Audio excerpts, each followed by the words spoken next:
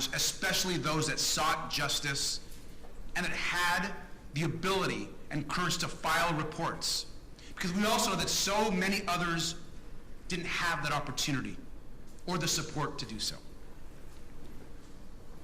This is why we're here today. Now, before I introduce our witnesses, I want to briefly just mention a few things about the investigation. Now, Oversight Democrats launched our investigation when we forced a subpoena for the full unredacted files from the Department of Justice last year. And I especially want to thank Representative Summer Lee for her leadership to get that actual done. So thank you, Congresswoman. To this day, the Department of Justice continues to break the law and defy that subpoena. It's not just about the Transparency Act, which is so critical to moving this debate and the truth forward.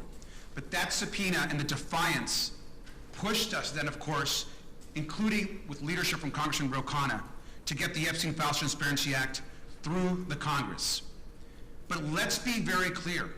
The DOJ continues to withhold half of the Epstein files have not been released to the public.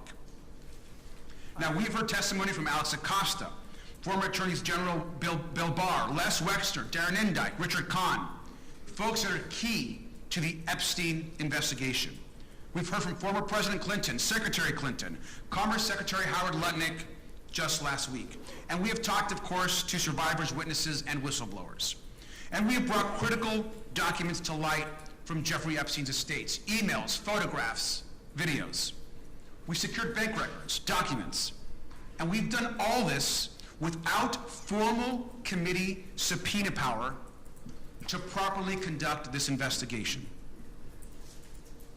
But we're undeterred, and we're going to continue to fight till they get the truth. Today, Oversight Democrats are also publishing a new report. Now, this report uses evidence obtained by our investigation, including and most importantly, bank records, that show how Alex Acosta's sweetheart deal let Epstein build a global network using enablers to bring in women who he could then exploit and abuse. And this report is just the beginning of numerous reports and information that we intend to put out over the course of the months ahead. This hearing is about making one thing clear, and that is that no one is above the law. Survivors matter, and this committee will continue to demand transparency. Before I turn this over to our colleagues, I want to thank Congresswoman Lois Frankel, who has been critical in this fight for many years. Congresswoman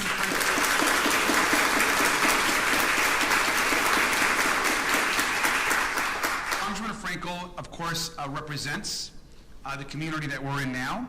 I want to thank her for hosting us. I also want to thank particularly West Palm Beach Mayor Keith James, their staff, the county, West Palm Beach PD, all for their assistance. I recognize Congressman. A few brief remarks. Thank you, Mr. Chair, and welcome everybody to West Palm Beach. And we're gathered here in a chamber that's very near and dear to me because I was mayor here for 8 years, and I've had the honor of serving as. And I'm very proud to be with my Democratic colleagues of the House Oversight Committee, of course, the various witnesses, and most importantly, the survivors whose courage and perseverance made this hearing possible. And to the survivors, I want to say, and I know I say this to everyone here, thank you. Thank you for your strength, thank you for your resilience, and thank you for your determination to tell the truth, even when the system failed you. This hearing is long overdue. Myself and Debbie Wasserman-Schultz, we've been asking for a hearing for many years here, for many reasons I won't go into, but we're here today.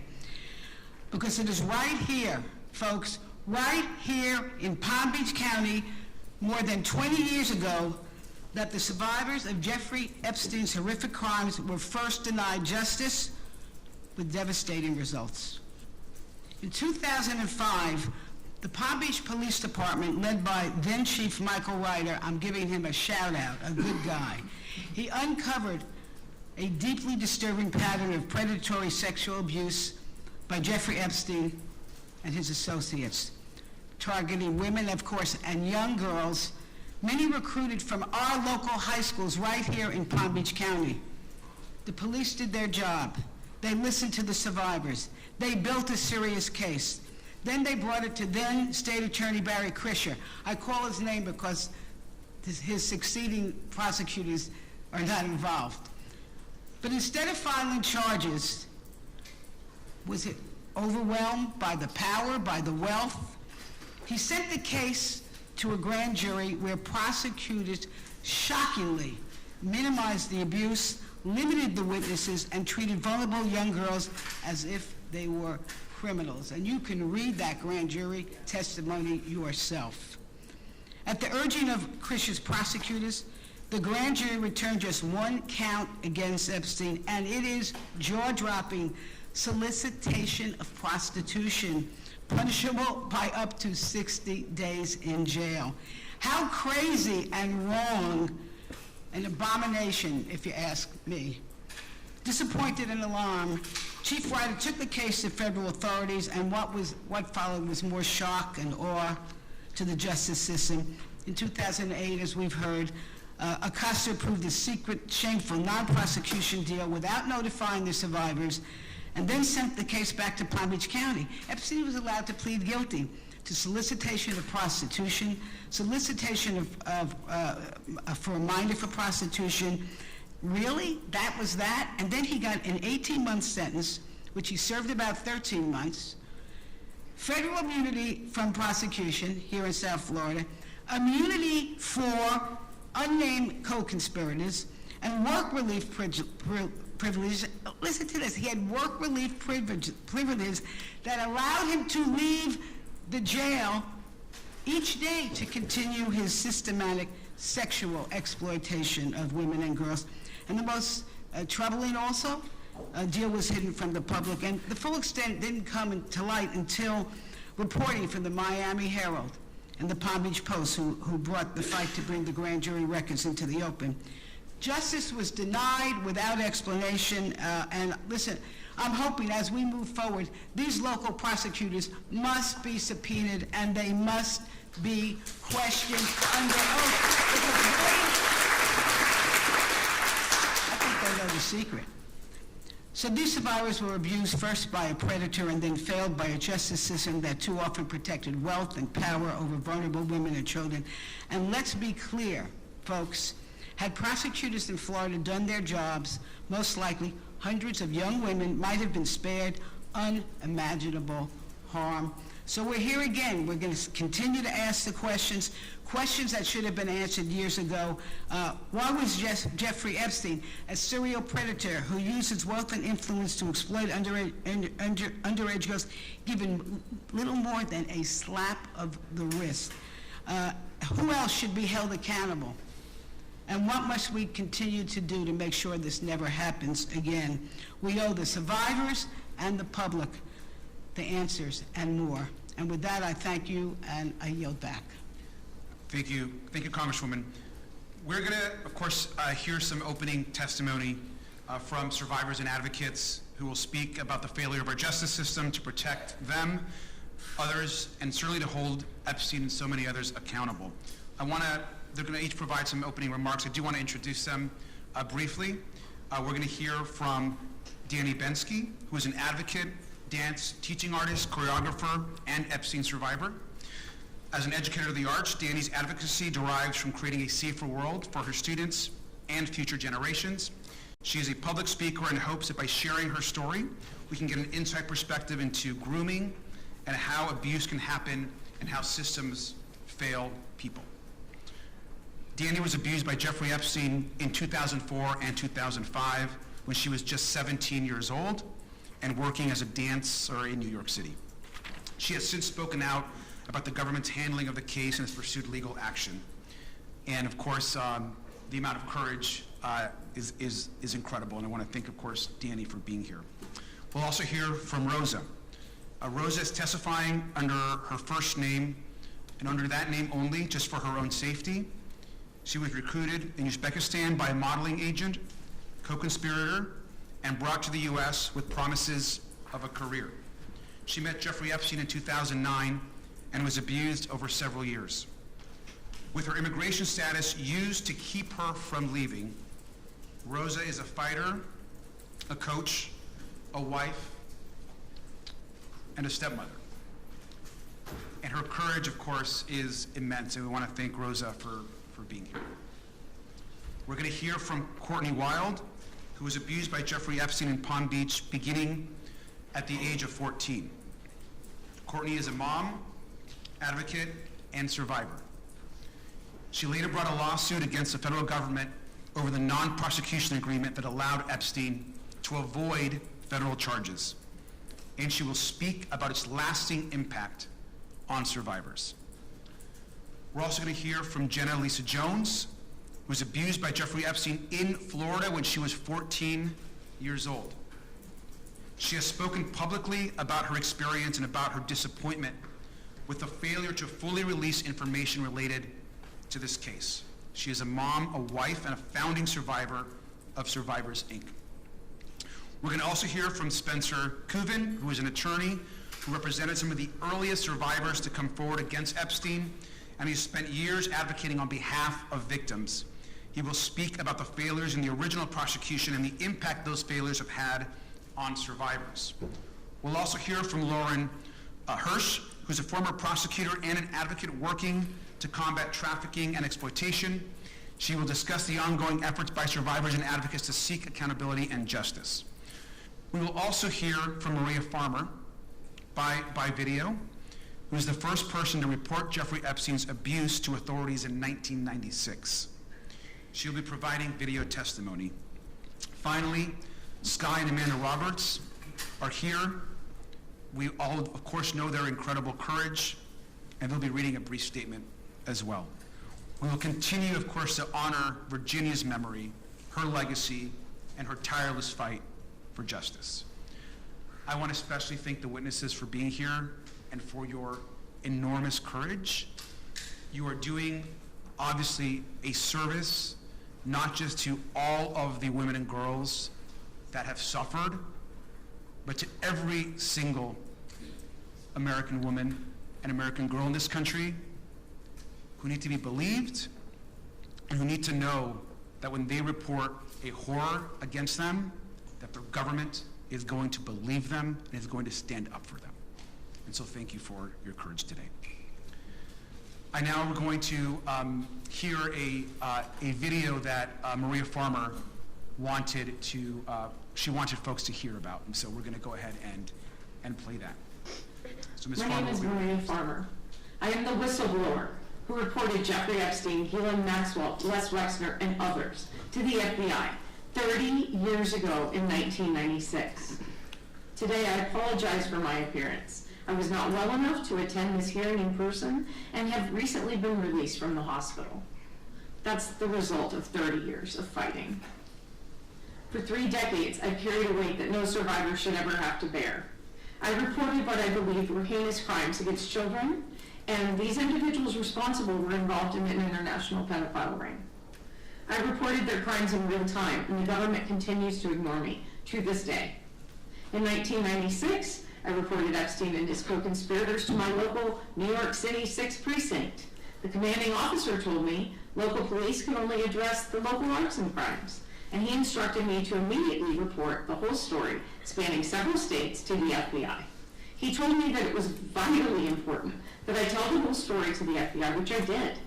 The FBI asked me questions, said they were familiar with some of the perpetrators I identified, and gave me every reason to believe they would respond. That failure, that single moment when law enforcement refused to take action, set off a cascade of injustice and grave repercussions to my sisters, my family, and so many others, and to me personally, including my health and well-being. The FBI's decades of failure and inaction led to countless more girls and young women suffering abuse and trauma that could have been prevented.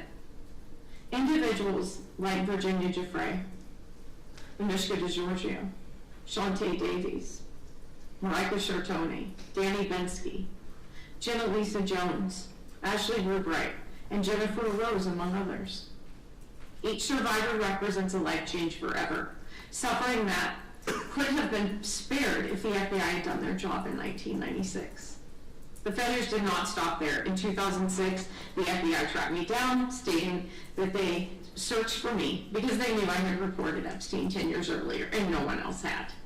They urged me to testify in a federal criminal trial against Epstein and his co-conspirators, and they promised that they would get him this time. I trusted them again, relied upon them again, and they betrayed me again. Rather than following through with their promises, the government offered Epstein a sweetheart deal and shielded powerful individuals from accountability, and they persist in granting special treatment to certain people to this day.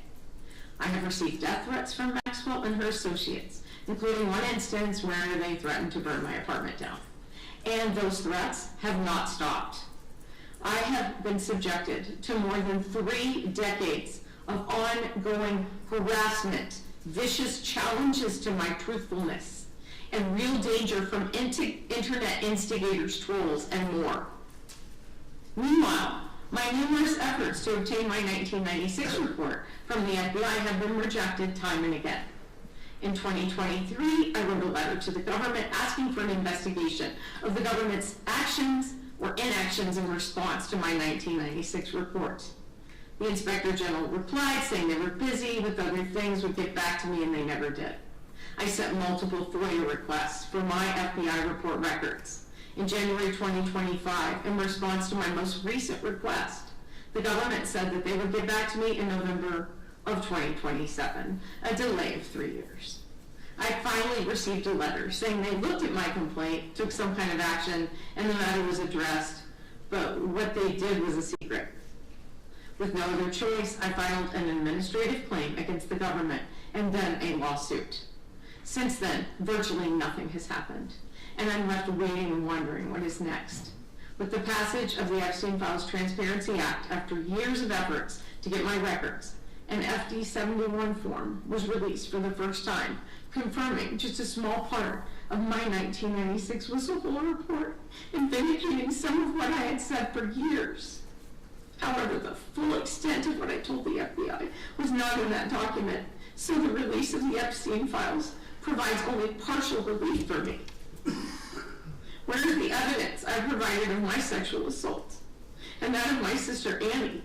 Why won't the FBI release my full report? The failures of those sworn to protect us have overwhelmed me. Doing my civic duty has cost me dearly. The stress of this trauma, the government hiding and refusing to turn over written confirmation of my 96 report, along with the ongoing harassment and death threats, have contributed to me developing serious health issues, including Hodgkin's lymphoma, a brain tumor, and recently Addison's disease. In the last month, I have spent 23 nights in hospitals, including multiple nights in the ICU. Along with my health, it has robbed me of my career. In 1996, I was fresh out of graduate school and living a life that I had always dreamed, creating and selling art in New York City. When I was assaulted, threatened, held captive, my career was halted, and the trajectory of my life was thrown off course. So many others had their dreams shattered by these crimes, and they could have been prevented. Individuals like Virginia Giuffre, who is the backbone of this case and remains the inspiration behind this fight. She's the reason my sister and I came forward publicly, so we could stand together. She faced also relentless attacks to her credibility online, yet she fought. While Virginia may no longer be physically beside us, she's been our shining star and guiding light, and remains so today. The rest of humanity owes it to her legacy to continue this quest. We are still walking down the trail that Virginia blazed for us, so let me be direct about what we need.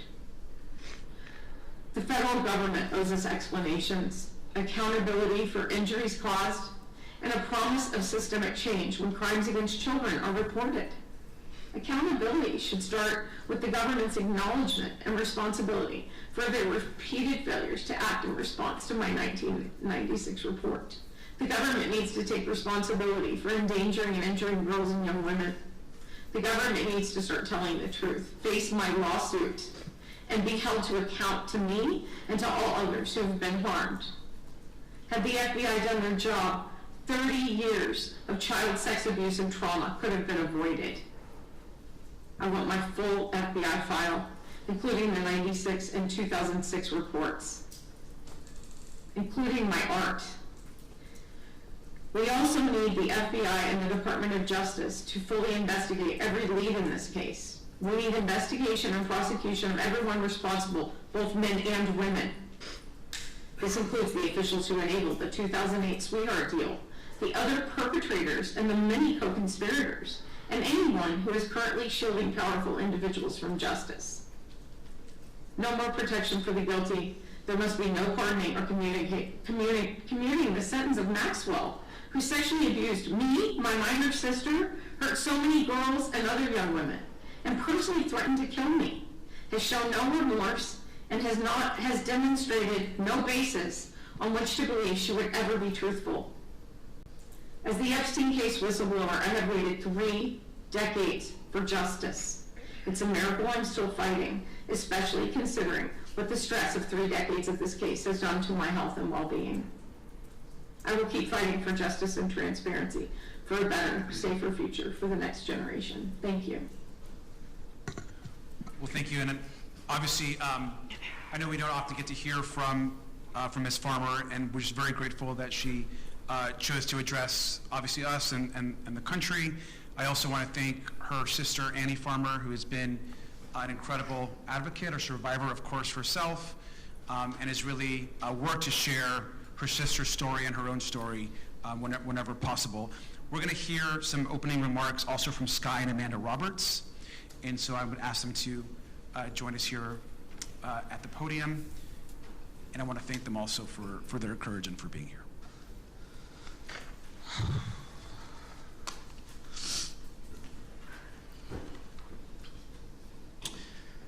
Thank you, Representative Garcia, and all members here today. We deeply appreciate the opportunity to be here. Obviously wish Virginia was here to do this herself, but I will do my best to keep it together and to get through this. My name is Sky Roberts, and I'm the younger brother of Virginia Roberts Giuffre. I'm here today because without Virginia's courage and her story, we would not be having this conversation about accountability.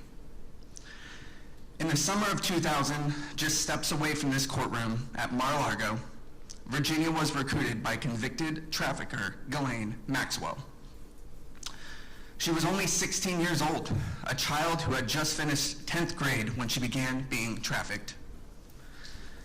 Before her passing, Virginia gave sworn testimony exposing this for what it truly was, a global sex trafficking operation enabled, protected, and funded by powerful people. For years, survivors have been asked the same question: who were the names? The truth is, many survivors stay silent because many of these individuals still hold power, wealth, and influence in our society. Point blank, period. That is dangerous. No survivor should have to risk their own safety just to be believed. But Virginia, she did it anyway. She stood up when others were afraid, told the truth under oath, and faced people she knew were powerful. Today, we lean on her courage once again, because she believed accountability should reach everyone involved, no matter their status or influence. If Virginia were here today, she would say these words herself. Since she cannot,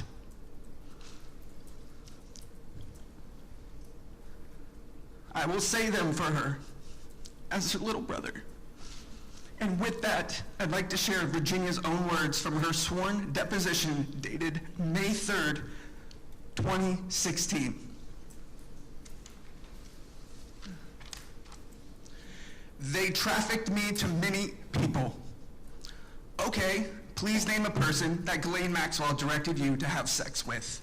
Prince Andrew. Okay, who else? As a whole, they both trafficked me to many people. Okay, so can you please tell me when Ghislaine Maxwell asked you to have sex with another person? Glenn Dubin. Who else? Well, redacted is another one. Ghislaine Maxwell asked you to have sex with redacted? And Glenn Dubin and Steve Kaufman were, like I said, the first people I was sent to after my training. And where does Alan Dershowitz fit into this group of people? Same. I can't tell you piece by piece by piece who I know Glenn Dubin was first. Okay. And I know Stephen Kaufman was one of the first that I was sent to. Alan Dershowitz could have been between there, between Glenn and Stephen. This is only a small sample of the thousands of stories that still remain untold. But the question today is no longer whether names exist. The question is, what will Congress and the Department of Justice do about it? Even if only a handful of names are publicly known, will there finally be investigations and accountability? With that, I'd like to turn it over to my wife, Amanda Roberts.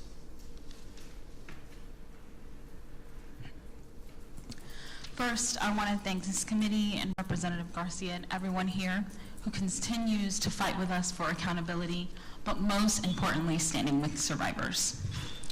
Virginia's story was harrowing, and as you heard my husband speak, she wasn't afraid to say the names. We are talking about millions of files, sworn testimony, depositions, emails, flight records, bank records, photographs, videos, and evidence collected over decades. Evidence that points to a network, not just two people who trafficked and abused over 1,200 victims, girls, children, women, and boys. Epstein and Maxwell did not act alone, and Palm Beach was the blueprint.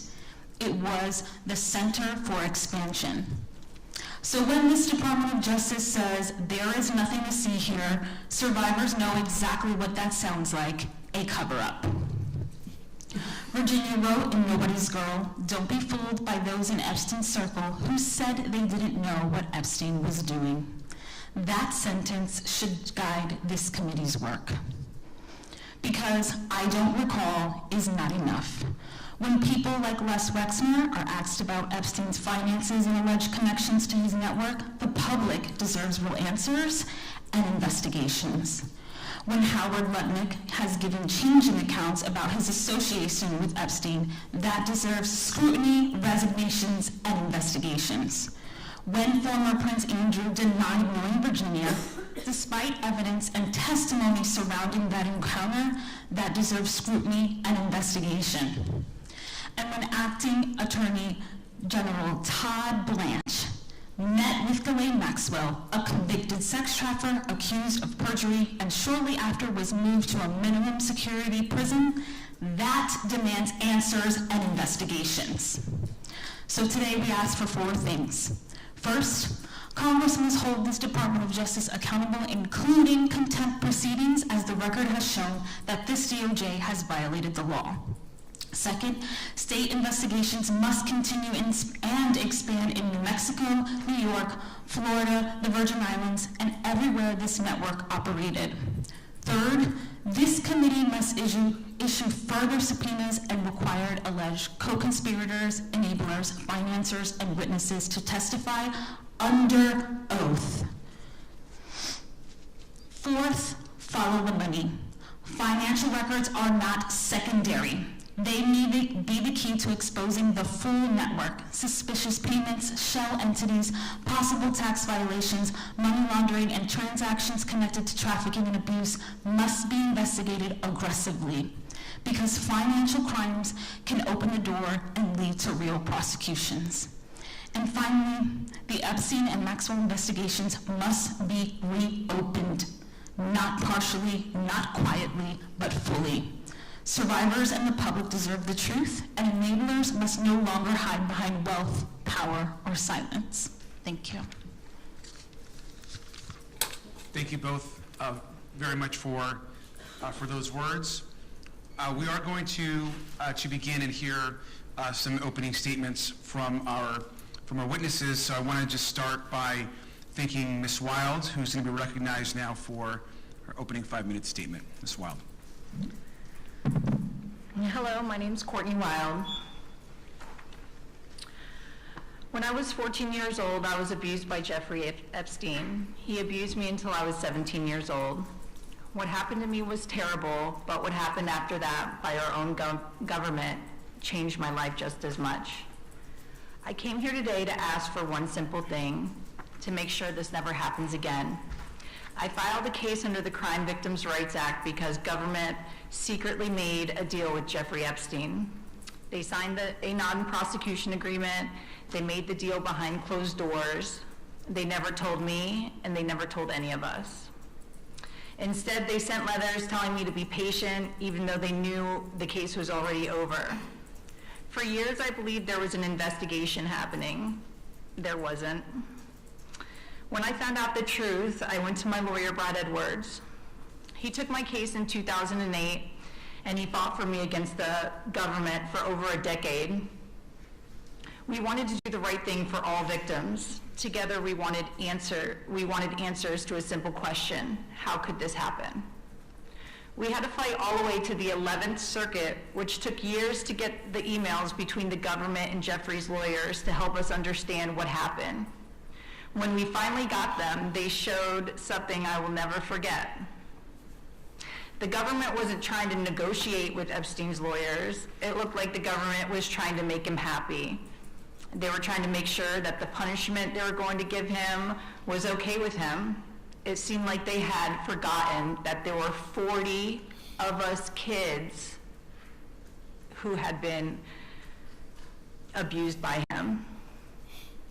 I was so confused because where I come from, if you commit a crime, you go to jail. I have never heard the feds of letting you help them decide which crimes they're going to charge you with, or if you're cool with how long you're going to spend in jail. But I thought, what do I know? Maybe that's how it works for rich guys. That's how it did work for Jeffrey Epstein.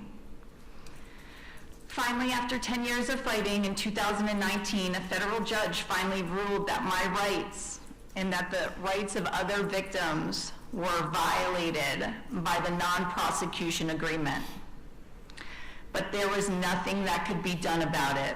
There was no remedy. I just want to say it again. I'm sorry, I have to. The court found that the government violated the law and nothing happened. That means the law, the Crime Victims' Rights Act, 18 U.S.C. 3771, does not matter. And if the law has no consequences, it doesn't protect anybody. I was lucky to have a lawyer willing to fight for me for almost a decade. A lot of victims won't find that, especially in this case where everybody made us feel like we were crazy. So I'm asking you to fix that. Please fix the Crime Victims' Rights Act so it could actually help victims in the future. I have my own ideas, and my lawyers have more ideas, but I really hope that if nothing comes of this, we can finally get the legislation right. There needs to be a clear definition of what it means to meaningfully confer with victims. I'm still not sure what that actually means, but I know it never happened for me. There must be real consequences and penalties in the statute that apply automatically when a court determines that a victim's rights have been violated. The answer after years and years of litigation cannot be nothing happens when you finally win and prove that your rights have been violated. If prosecutors choose to ignore victims, those victims' voices must be put on the record, memorialized, and preserved, especially when a deal is made behind closed doors. There needs to be attorneys' fees provision so victims can find lawyers who will stand up for them. If those changes had existed back then, maybe what had happened to me and so many others would have not happened. My case against the government for violating the rights of at least 40 of us Palm Beach kids was happening from 2008 to 2019. Do you know how many other girls Jeffrey abused in that time period? I bet the FBI knows. But the point is that Epstein continued to abuse other girls in New York, New Mexico, around the world, and even still here in Florida, well, after he was released in 2009, and everybody knew it. There were lawsuits, there were so many new articles, he was a registered sex offender, and still nothing was done by the government. Not until 2019 when he was finally arrested. None of those girls should have ever been abused. Jeffrey Epstein should have been in jail. If he had been in jail like any other man who did the same thing as him, he would have been, and there wouldn't have been a single victim after 2009. But he wasn't, and he did. He abused so many girls after 2009 at the same exact time that I was asking the government why he got the deal and why they violated my rights. That is the real injustice here. That is the real thing we need to prevent from ever happening again in this country. I was there for his bail hearing in 2019, and I spoke to the judge right in front of him about how dangerous he was. The bail was denied, and for the first time I thought we might finally get justice. A month later, he was dead. Once again, the system failed us. Someone let him die in a secure prison, ensuring that he would never be held accountable for what he did to me as a kid. Since then, there have been prosecutions, there have been civil cases, there have been settlements, but none of that changes what was lost, and none of that fixes what was allowed to happen in the first place. We fought for years to get Jeffrey Epstein arrested. We fought to hold people accountable. We did not fight so that this could turn into something political, or so that our rights would be violated once again.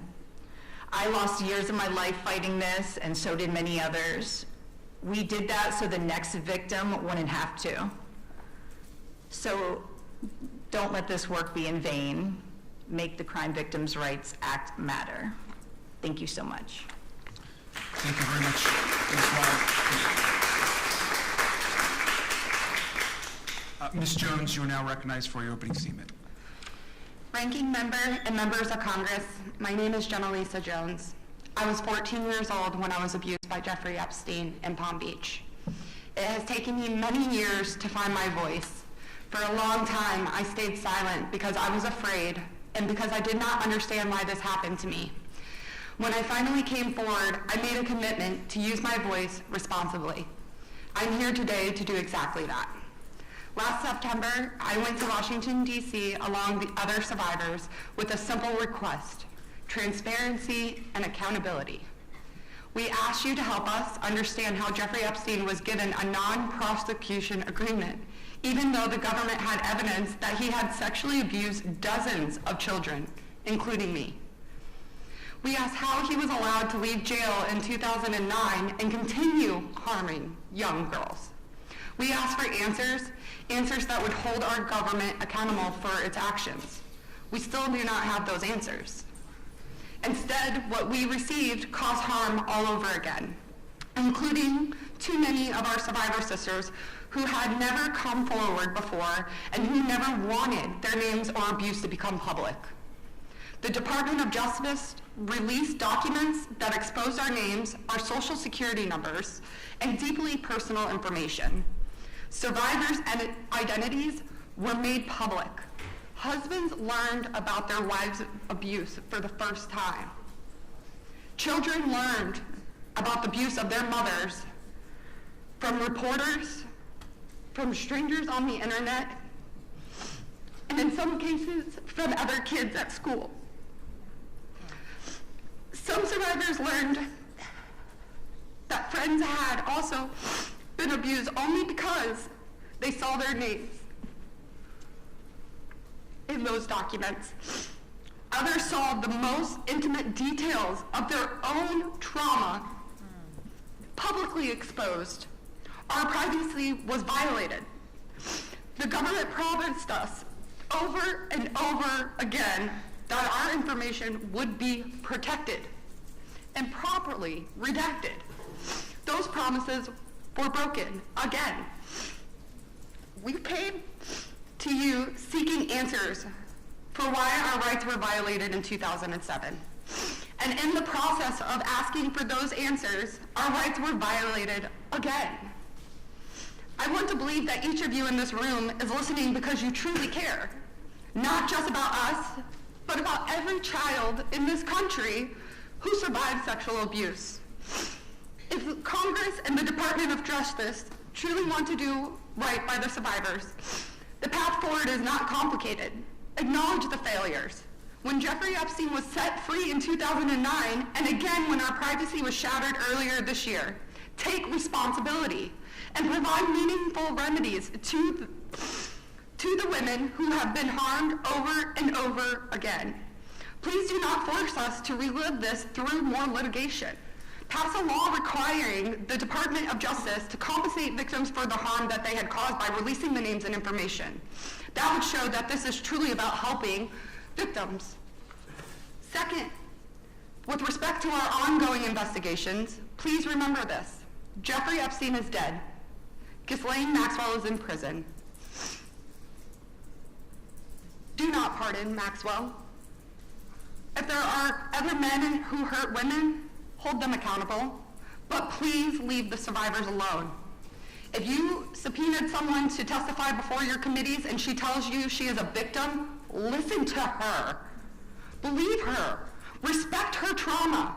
Jeffrey tried to paint his victims as bad guys to avoid responsibility for himself.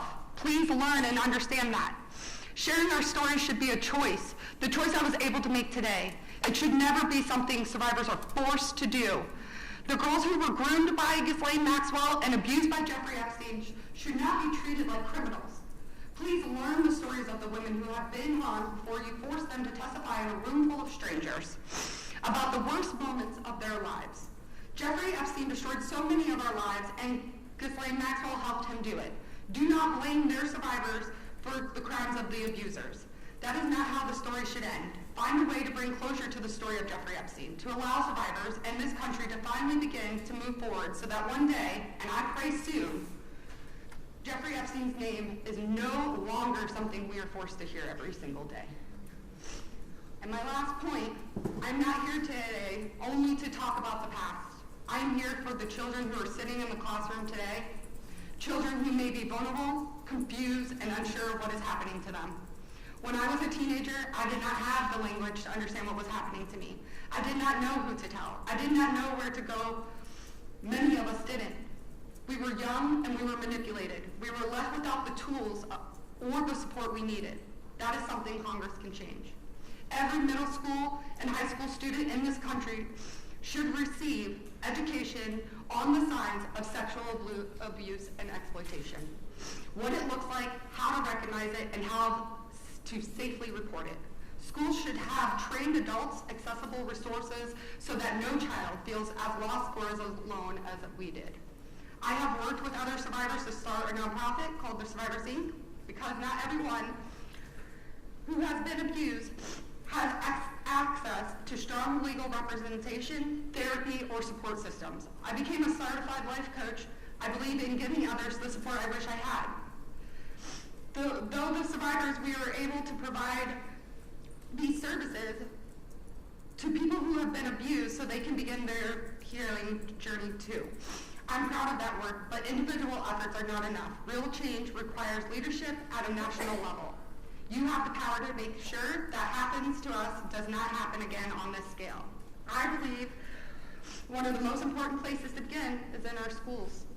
Train teachers, educate students, give children a place to turn when they feel they have nowhere else to go. Together we can do better for the next generation.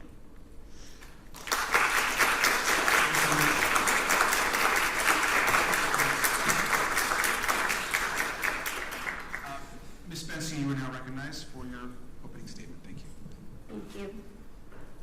Hello, my name is Danny Bensky. I was abused by Jeffrey Epstein in 2004 and 2005. That was 8 years after Maria Farmer first reported Jeffrey to the FBI. Although discussing my abuse is far from easy, I live with diagnosed PTSD from that experience. My story is actually one of the safest stories to tell. The key abuser who caused me physical harm is dead. It's imperative to understand that the stories you are hearing today are a tiny fraction of the whole. I am one of more than 1,200 girls and women. I don't face the same level of threats of defamation lawsuits and serious risks to my safety as some of my survivor sisters do. While there are co-conspirators who do need to be held accountable for the parts that they played in the operation of my own abuse, I was trafficked only to Jeffrey, which really, unfortunately, is not the case for so many others. I was groomed prior to meeting Jeffrey.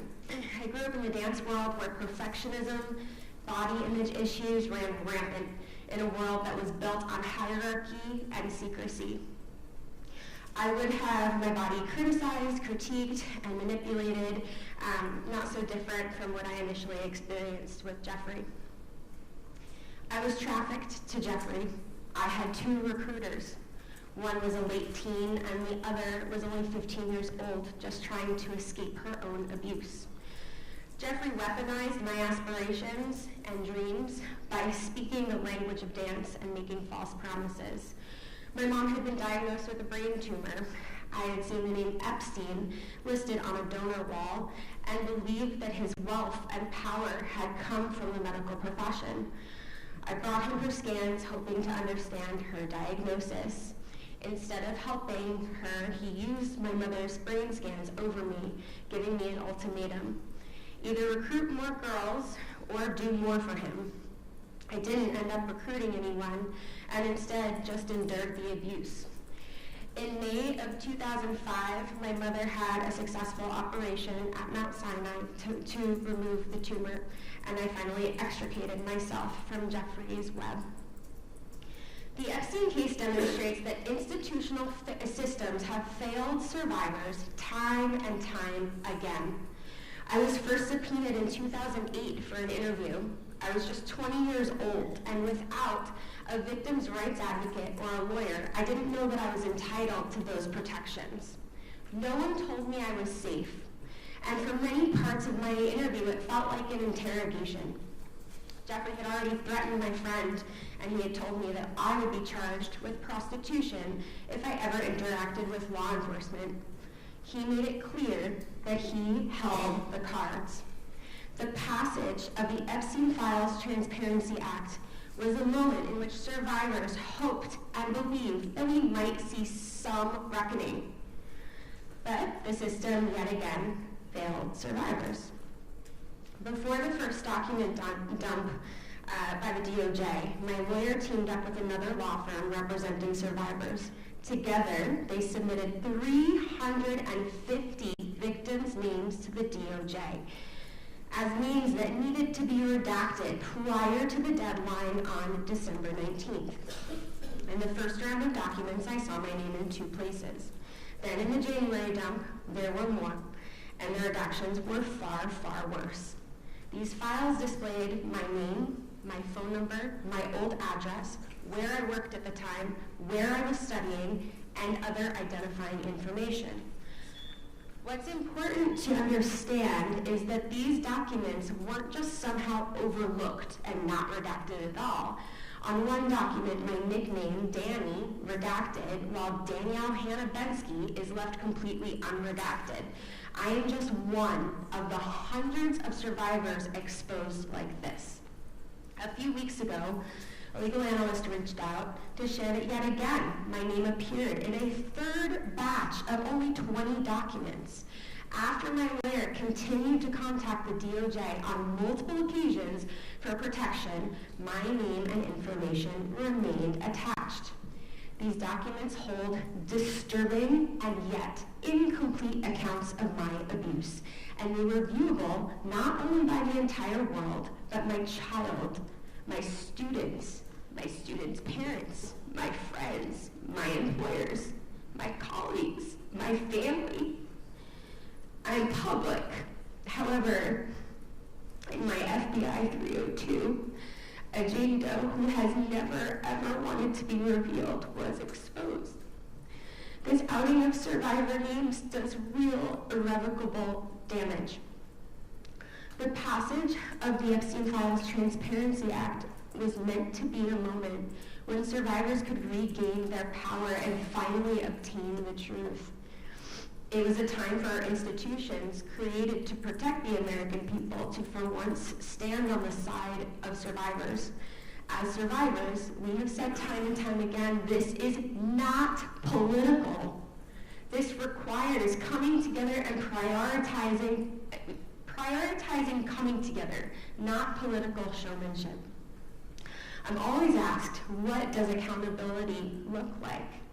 Accountability means removing perpetrators from power, seeing arrests be made, and legislators pass laws like protecting victims' rights, like Virginia's law, which would remove the statute of limitations for victims' civil claims against their abusers.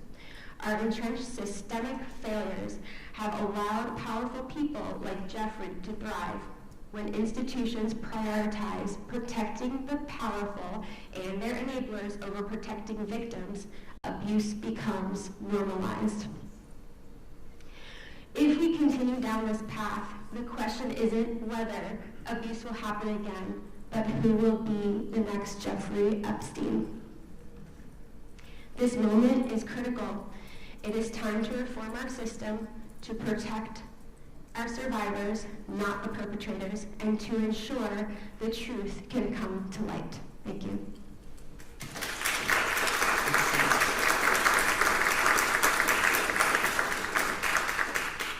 Thank you. Ms. Rosa, you are now recognized for your opening statement. In 2008, I just turned 18 when I met MC Square Model Management owner named Jean-Luc Brunel. Coming from a financially stable background, I was a perfect target for coercion. I was promised modeling career beyond my dreams. In less than 6 months, MC Square obtained an O1 visa for me. A feat nearly impossible for a teenager with almost no experience. I did not have the documentation to earn that visa. By May of 2009, I was in New York City. I was isolated, controlled in a manner I've never experienced before. Within 3 months, the agency claimed I owed them over $10,000. I had no family, no friends, or no money. MC Square controlled every aspect of my life, where I went, how I dressed, and how I looked.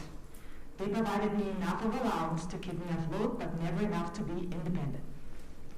Less than a month after I arrived to the United States, my agency sent me to a home of a registered sex offender. I was introduced to his girlfriend under the disguise that she was a photographer who helped me build my portfolio.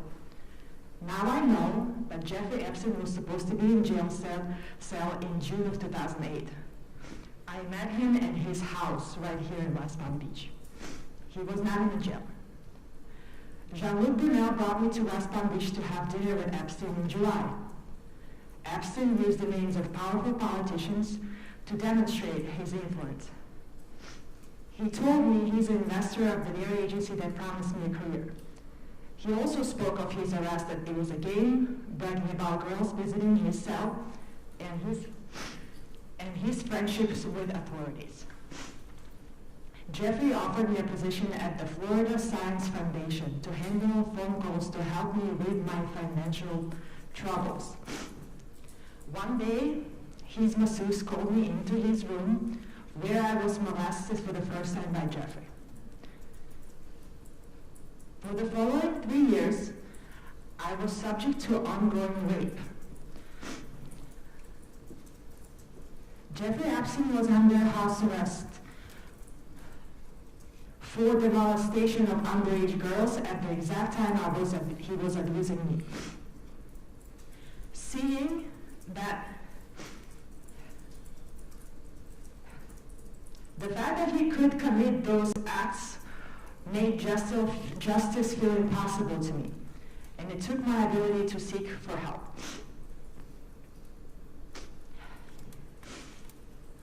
I was summoned to his residence right here in West Palm Beach. My agency relocated me to Miami to keep me closer, and only after he was released from the house arrest, I was allowed to go back to New York City, where my nightmares continued. Those years of abuse turned into a decade of fear that I still carry today. I eventually found the courage to reach out for help. I stepped forward along other survivors, hoping those who allowed this to happen will be held accountable. I kept my identity protected as Jean Doe. I woke up one day with my name mentioned over 500 times.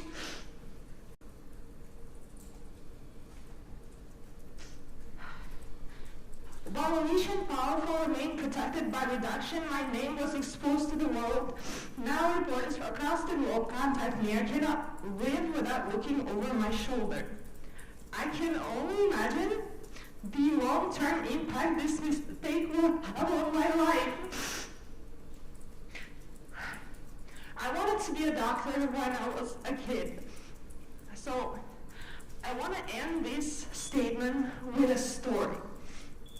In 1800, the doctor named Ignaz Semmelweis discovered something life-saving. He realized that the doctors who were performing autopsies and then immediately delivering babies without washing their hands were carrying cadaverous particles, causing women die in agony.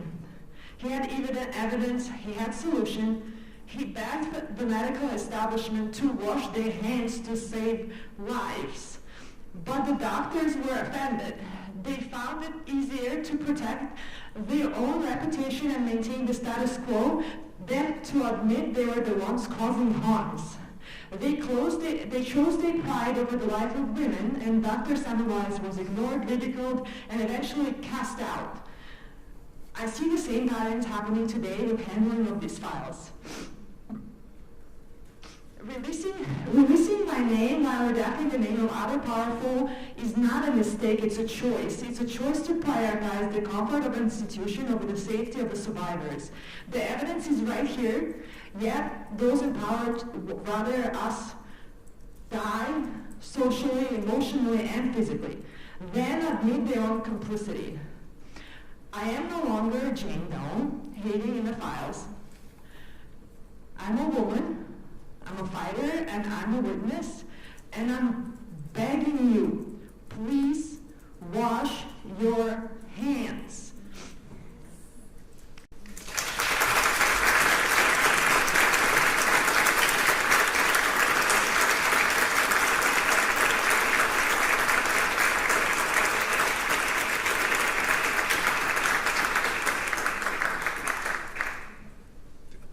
Thank you, Ms. Rose. Obviously, I think one of the true horrors of this investigation has been the way so many survivors continue to be traumatized, and I think this is one just really horrific example of how, even through the Transparency Act, so much horror and re-traumatization continues to happen. So thank you for the testimony. Mr. Coogan, I'm going to recognize you for your opening statement. Thank you.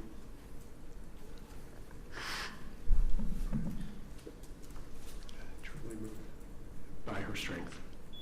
Ranking members of Congress, my name is Spencer Coogan. I have represented numerous survivors of sexual exploitation and trafficking over the years, including the first victim to come forward in the Epstein investigation here in Palm Beach. I'm here today because what happened during the prosecution of Jeffrey Epstein was not simply a failure of judgment. It was a systemic failure of justice. In Palm Beach County, credible evidence of widespread sexual abuse involving minors was presented to state prosecutors, including my client. Law enforcement initially identified dozens of victims. The conduct was organized, repeated, and devastating. Yet instead of a prosecution that matched the scale of the harm, what followed was a secret agreement, as we know, that minimized the abuse and insulted the children that had been abused. Despite the efforts of some of the federal agents at the time, the U.S. Attorney's Office in the Southern District decided to have these secret meetings with Epstein's attorneys. The U.S. Department of Justice, in conjunction with the Palm Beach County State Attorney's Office at the time, colluded in secret to quietly shelve this case with minimal state charges that branded a 15 and 16-year-old child victim as prostitutes. They gave a sweetheart deal to Jeffrey Epstein and 4 named as well as unnamed co-conspirators. The Southern District U.S. Attorney at the time, Alex Acosta, spearheaded what every attorney advocate saw as the worst non-prosecution agreement ever executed by a U.S. attorney. This sent a message. It told victims that even when the evidence is strong, Accountability is negotiable if you are rich and powerful. This awful non-prosecution agreement completely shut down further federal charges for the events they were investigating here in Florida. As I mentioned, that tragic deal was negotiated and signed in secret. Not only was it kept secret from the world, it was kept secret from me. Calls were made repeatedly to the U.S. attorneys investigating this at the time by myself, an advocate for multiple victims at the time, and of course it was kept secret from those victims. I was forced to file motions with the court to compel its ultimate disclosure even after it had been executed. And finally, after obtaining court orders, they turned it over to us. A full year after it had been signed. The victims were not consulted. Their advocates like me were not consulted. Victims were never given an opportunity to be heard. This was not just a moral failure. We believed it was a violation of law under the Crime Victims' Rights Act. Originally passed in 2004, subsequently amended by Congress in 06, 08, and 15. Victims have had the right to confer with prosecutors and the right to be treated with fairness and respect. Yet those rights were ignored at the very moment that it mattered most, when decisions were being made that would determine whether justice would ever be pursued. The result was predictable. Survivors, as you've heard, were re-traumatized, not only by the abuse they endured, but by a system that excluded them from the process designed specifically to protect them. And the public was left questioning whether justice can be trusted when powerful interests are involved. This failure by the Department of Justice at the time was a subject of litigation brought, as you heard, by Ms. Wild. That case ultimately exposed a gap in the law, one that must be closed by you. Today, I want to offer that clear path forward. First, Congress should amend the Crime Victims' Rights Act to make it explicit that victims must be notified and given a meaningful opportunity to confer before any non-prosecution agreement or deferred prosecution agreement is finalized. Second, as you've heard, there must be enforceable remedies, not just suggestions. Victims should have standing to challenge agreements reached in violation of the Act, and courts must have the authority to review and, where appropriate, void those agreements. Third, transparency must be the rule, not the exception. Secret and extinguished criminal liability, particularly in cases involving multiple victims, should not exist in our system of justice. And finally, there must be accountability. When prosecutors fail to uphold victims' rights, there must be consequences sufficient to ensure that those failures are not repeated. This is not about relitigating the past. It's about ensuring what happened here never happens again. The survivors in this case have showed extraordinary courage coming here today. They told the truth and they trusted the system, and the system failed them. Congress now has the opportunity, and I would suggest the responsibility, to fix it. Thank you. We look forward to your questions. Thank you very much.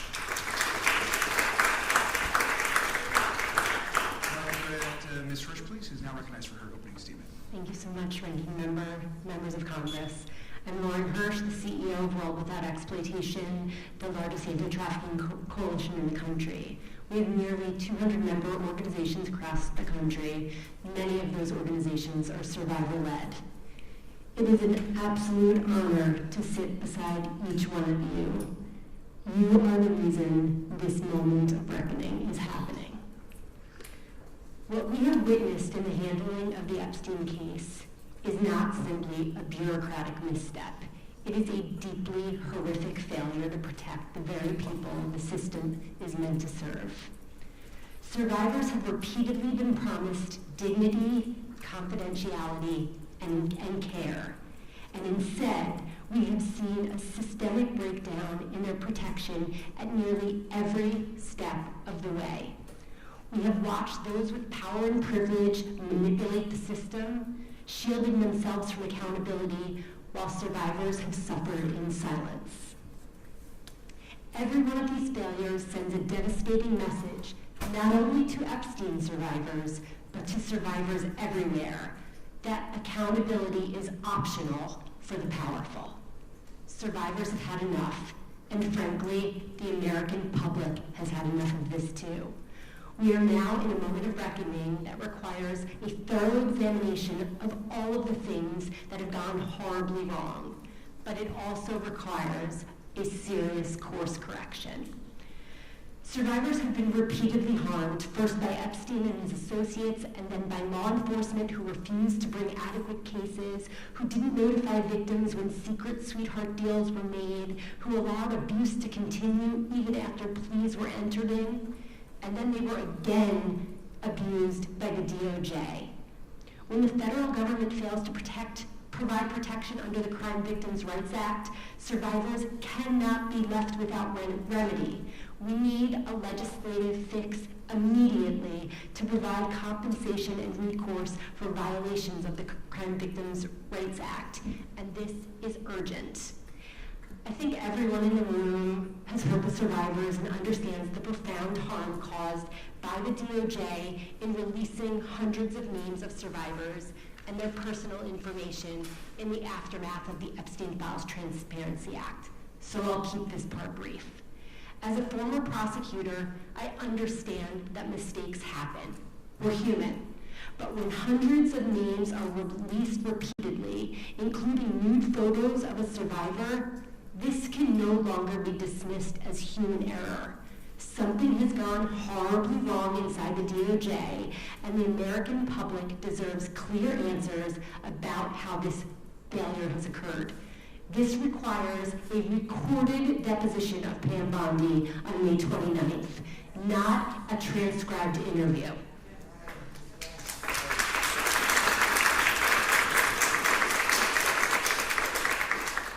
Survivors also deserve meaningful legislative recourse, including a private right of action, so that they can be compensated for the exposure of their private information to the public.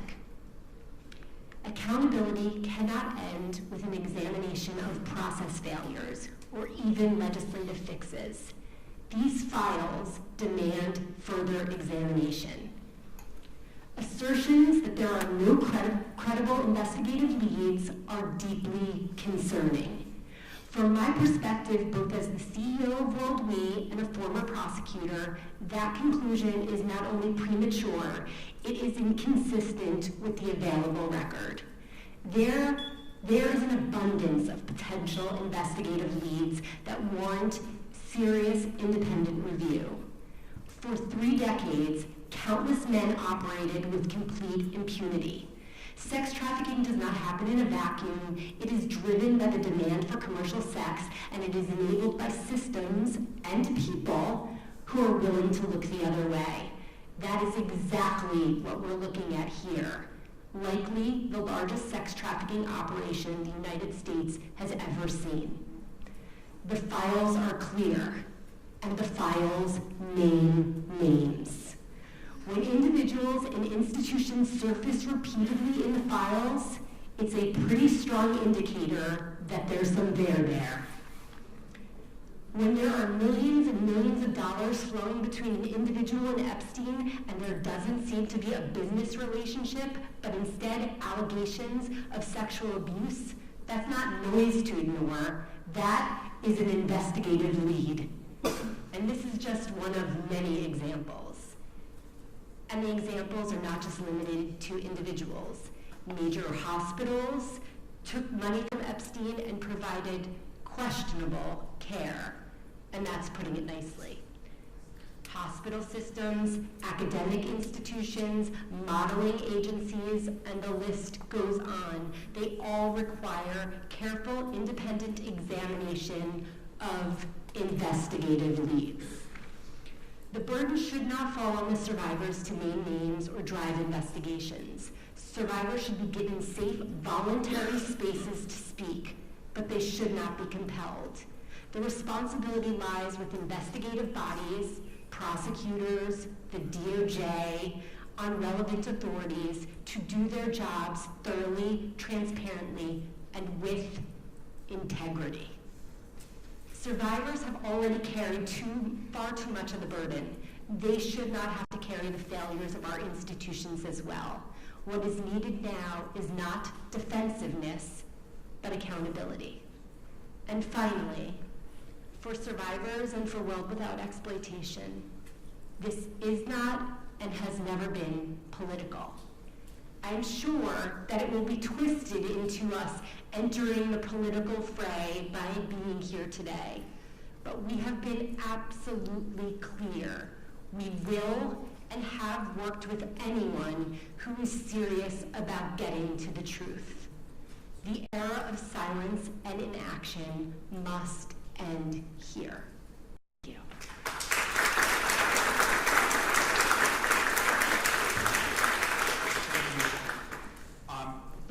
Obviously, just thanking all of our witnesses for those opening statements. We're going to be moving on to questions and some comments from the members of this committee. I do want to uplift and recognize particularly the survivors and your courage again and how we got to this moment. I want to start just by, again, just commenting that we're here because of the horrific crimes of Jeffrey Epstein, Ghislaine Maxwell, and numerous others, and the failure caused by our own government. And I want to, in my line of questioning, I just want to hone down one thing which I think is really important. Last July, the administration's FBI and DOJ released a 2-page document saying, and I quote, "We did not uncover evidence that could predicate an investigation against uncharged third parties." In other words, the current administration, through its DOJ, believed that this investigation was over, that no one else could be investigated for perhaps the worst sex trafficking ring in American history, that no other person could be held accountable, or there could be further convictions of the horrors made and against 1,200 women and girls. Now we here, and some of our colleagues on the Republican side of the aisle, have worked together to file motions, to file laws, and to push this investigation forward. And I want to be very clear. The DOJ, this administration, the President and the Attorney General made it clear that this investigation, in their opinion, was a hoax, was a lie, and there was nothing else to do or to move forward. The DOJ tried to close this case. Through our investigation, we have learned that many of the witnesses that we have been going through deposition, through transcribed interviews, were never questioned by law enforcement. And this is something that we learned only by forcing these interviews and by sitting asking these questions. How could Les Wexner have never been interviewed by our own government, who was the source of most of Jeffrey Epstein's wealth and was never questioned? How can some of the folks on this document the FBI had in their possession not ever have been questioned by our own government or law enforcement? How could Darren Indyke and Richard Kahn, who you can see in this chart and were essentially the brain trust of Jeffrey Epstein's organization, how could they never have been questioned? That is not a mistake. That is a cover-up. And what I think we want to make very clear is this is not just about the mistakes and the ongoing harm of the Trump administration. This has been harm posed by numerous administrations led by both Republicans and Democrats. And when folks come and ask, well, why wasn't the former administration, Attorney General Garland, more engaged on this issue? I ask the same question. Why wasn't Merrick Garland more engaged and focused on prosecutions and more focused on getting out the truth? This is not just about partisan politics. This is a continued pattern of abuse and not seeking justice. But we're here now, at this moment in this Congress, with this administration, and this cover-up must end. I want to briefly ask the survivors, if you believe that this investigation should continue, if your government should continue this investigation. Ms. Spensky. Yes. Rosa. Absolutely yes. Ms. Wild. Yes. Ms. Jones. Yes. Thank you. And we agree. It's unacceptable that folks have been not questioned, that there haven't been criminal prosecutions, and that our own former Attorney General continues to be engaged in this cover-up. They want to end this investigation. But what we are saying today is we need to come together with our bipartisan allies on the other side, and especially some Republican women who have stood and continue to push for truth and justice. We welcome their support in this investigation. At a hearing back in March, former Attorney General Bondi told one of my colleagues, quote, "I'm stunned that you want to continue talking about Epstein." That was her quote. Ms. Spensky, you were there. So was Sky Roberts on behalf of Virginia. Attorney General Bondi didn't spend 1 minute talking to you, but instead wanted to end the Epstein investigation. Today we're here to tell the former Attorney General that we are demanding that she come in for her date with the subpoena, that she testify under oath, and that it's videotaped and released to the American public, and the survivors deserve nothing less.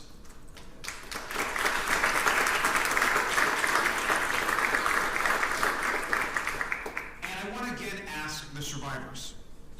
We know that approximately 2.5 million documents are still hidden.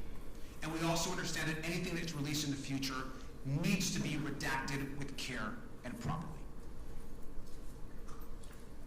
Do you all support this Congress in the continued release of the files if redactions are done properly and with care? Ms. Spensky. Of course, yeah. Rosa. Yes. Ms. Wild. Yes. Ms. Jones. Yes. Thank you. And I think it's important for the Attorney General, for Mr. Blanche, and for others to hear directly that the survivors don't think this is a hoax or that the investigation is over. Everyone in this room is committed to making the truth and justice a part of our legislative work. We have to pass laws and do the right thing. What we're facing right now is a systemic government, agencies, and administration that's trying to end this work, and we have to push back on it. We have sworn testimony. We've seen emails from the Epstein estate, from many others, even about the relationship and the friendship between the current president and Jeffrey Epstein. We continue to demand that the president force his DOJ to do the right thing by their survivors and to ensure that we get truth and justice. We're just a few miles away from Mar-a-Lago, where we know Ghislaine recruited and harmed and abused women, where Virginia herself was recruited. And we also know that the president, or his residence is just a few miles from here, is the one man in America that has the power to do the right thing and force the DOJ to release the files, protect the survivors, and demand and ensure that the American public get the truth. And that's why we're here today. And with that, I yield, and I want to turn it over to Representative Krishnamurthy. Thank you. Thank you, Mr. Ranking Member. Thank you to all the witnesses. Thank you for your bravery, your conviction, and your determination. Today I want to ask you first about Ghislaine Maxwell. Ms. Wild, in a written victim impact statement that was filed in court, You said that the abuse you suffered was, quote, deliberate and systematic, designed by Epstein and facilitated by his staff and associates, including Ghislaine Maxwell, correct? I don't think that's I never had any relationship with Ghislaine Maxwell. Can you repeat that? In a victim impact statement in Jane Doe 1 and Jane Doe 2 versus the United States. Oh, yes. Yes. Okay.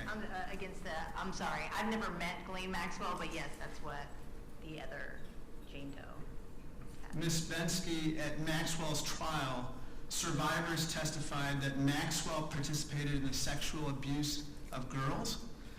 Maxwell recruited victims for Epstein, including at schools. And that Maxwell once told a 14-year-old girl that she, quote, had a great body for Epstein and his friends. Isn't that what was testified to? Yeah, my experience was not with Maxwell, but I'm sure that is true. Yeah. Ms. Jones, after Maxwell was found guilty of unconscionable acts, Politico reported that Maxwell's lawyer, this guy right here, said that there's a good chance and for good reason that Maxwell would get a pardon. You have publicly stated that, quote, clemency would be a slap in the face to all survivors, right? I agree with that wholeheartedly. I think everyone on this panel agrees probably. Maxwell hasn't shown any guilt, hasn't shown any remorse, hasn't shown any ounce of accountability for what she did. I've introduced a House resolution condemning clemency for Maxwell. I hope everyone here will join me because we have to do everything in our power to block a pardon for Ghislaine Maxwell.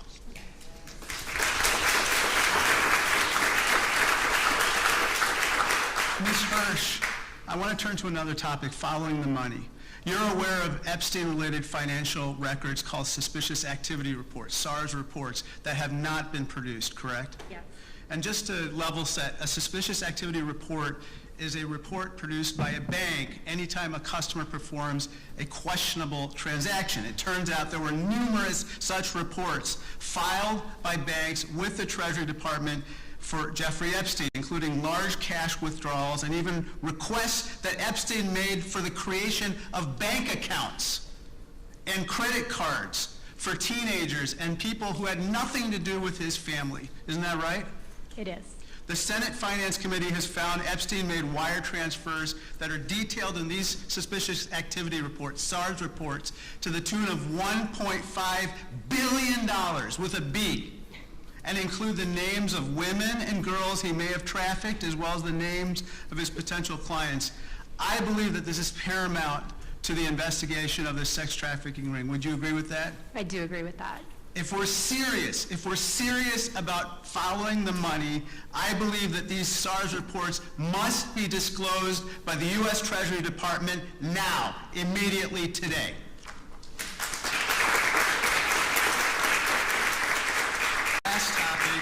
Last topic, Ms. Hirsch.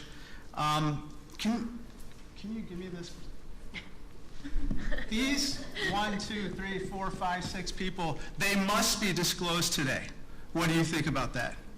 I absolutely agree with you. They may be among us today, Wow. perpetrating a continuation of a sex trafficking ring.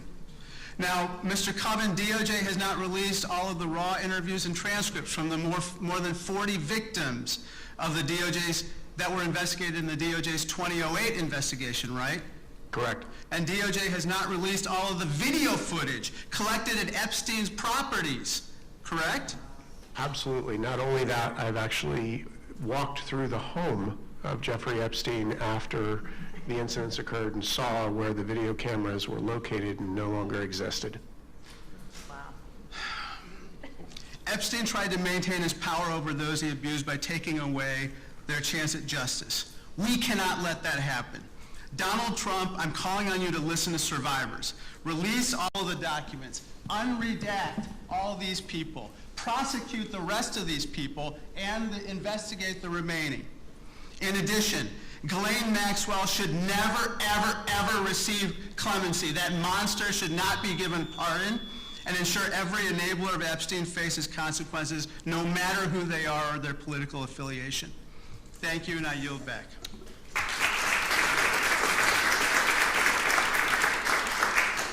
Thank you. Now we'll have Representative Stansberry. All right, well, good morning, everyone. And I just want to start out by acknowledging our survivors who are here with us, and to those of you who spoke. People tell you all the time that you're brave, and you are, but I know that it comes at great cost to yourself, great cost to your families.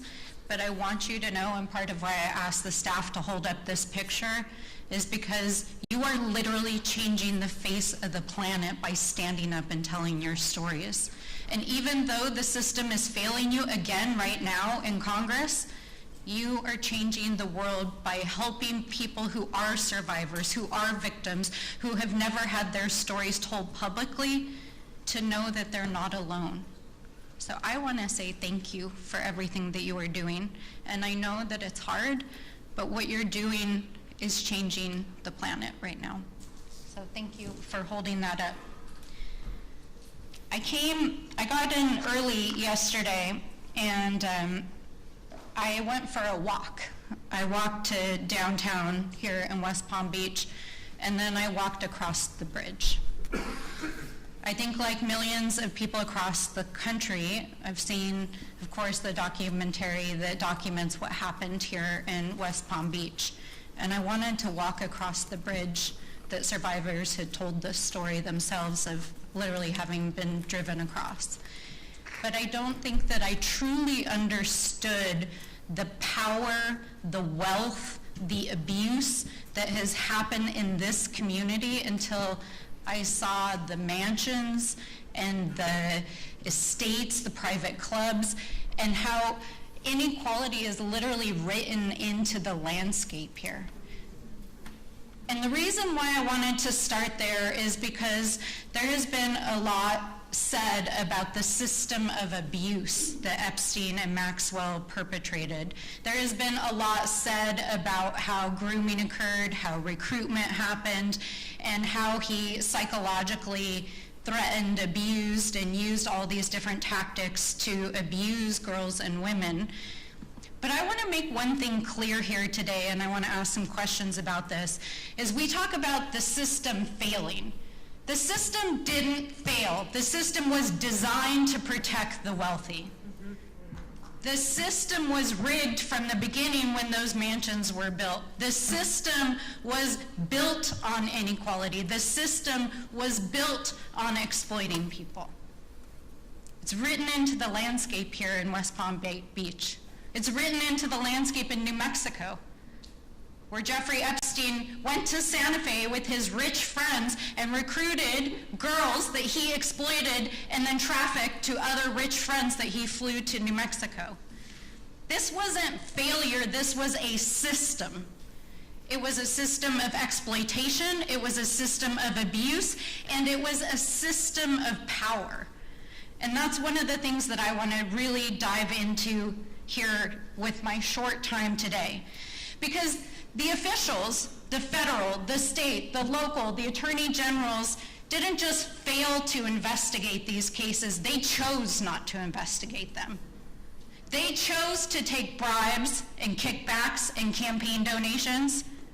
The police department here in West Palm Beach chose to take a donation from Jeffrey Epstein. The police and sheriffs and others in other cities and states chose to take donations. And right now, while this is not a partisan issue, this administration is choosing to not investigate the crimes that are in these files. This administration is choosing to release the names of survivors and not perpetrators. This administration is choosing to not investigate or indict a single man who committed rape of a child or woman that is in the files. And this administration is choosing to gaslight the American people while all over the world, foreign officials are arresting, investigating. A prince has been taken down, and here in the United States, our Department of Justice, which is sitting on millions of files, is refusing to act. That is not a failure, that is a choice. That is a system built on wealth, inequality, and exploitation of women, of girls, of children, and a system built to protect the powerful. That is a system. And it is a system that Jeffrey Epstein developed here in West Palm Beach, and then it is a system that he exported to places like the Virgin Islands, to New Mexico, and to all of the places that he operated. And so I want us to think about, as we're moving forward with this investigation, we can investigate all the hundreds or even thousands of micro decisions that were made by local police, by sheriffs, by state police, by the Department of Justice, by AGs who chose to turn a blind eye and not prosecute these crimes. But the only way we are actually going to get justice in this case is by changing the system itself. And that's exactly what you guys are doing. And it's powerful. You're literally taking on the entire world right now, and a system of wealth and inequality. So I want to ask the survivors, because I feel like you get asked all the time to retell your stories, and I've read your stories. Anyone can go in the files and read your stories, but I want to hear from you what justice would look like in this case. So maybe starting here on the end. It's always a sore subject, because I'm just like, at this point, honestly, I don't think justice will ever be served in this case. And that's just my experience of the past 20 years that I've dealt with it. If I were really optimistic, and it did, I think it would be, for one, the Crime Victims' Rights Act. We have to fix that law. Also, education in the school systems, maybe like with the sex ed, or just there has to be more education on what grooming is, on what sex trafficking is. It's not, I think a lot of people have a picture in their head that is just not reality. And for me, being that this happened in Palm Beach County, I think there needs to be like a building, and I think that the first 72 hours that a survivor tells their story and comes forward and says, okay, I'm ready to tell this, and it's such a crucial time. I think there needs to be something dedicated in Palm Beach County to all of our childhoods that were lost and taken. When we came forward and we told our stories, man, I was treated like a criminal by the federal government. And I just think, I guess justice would be change.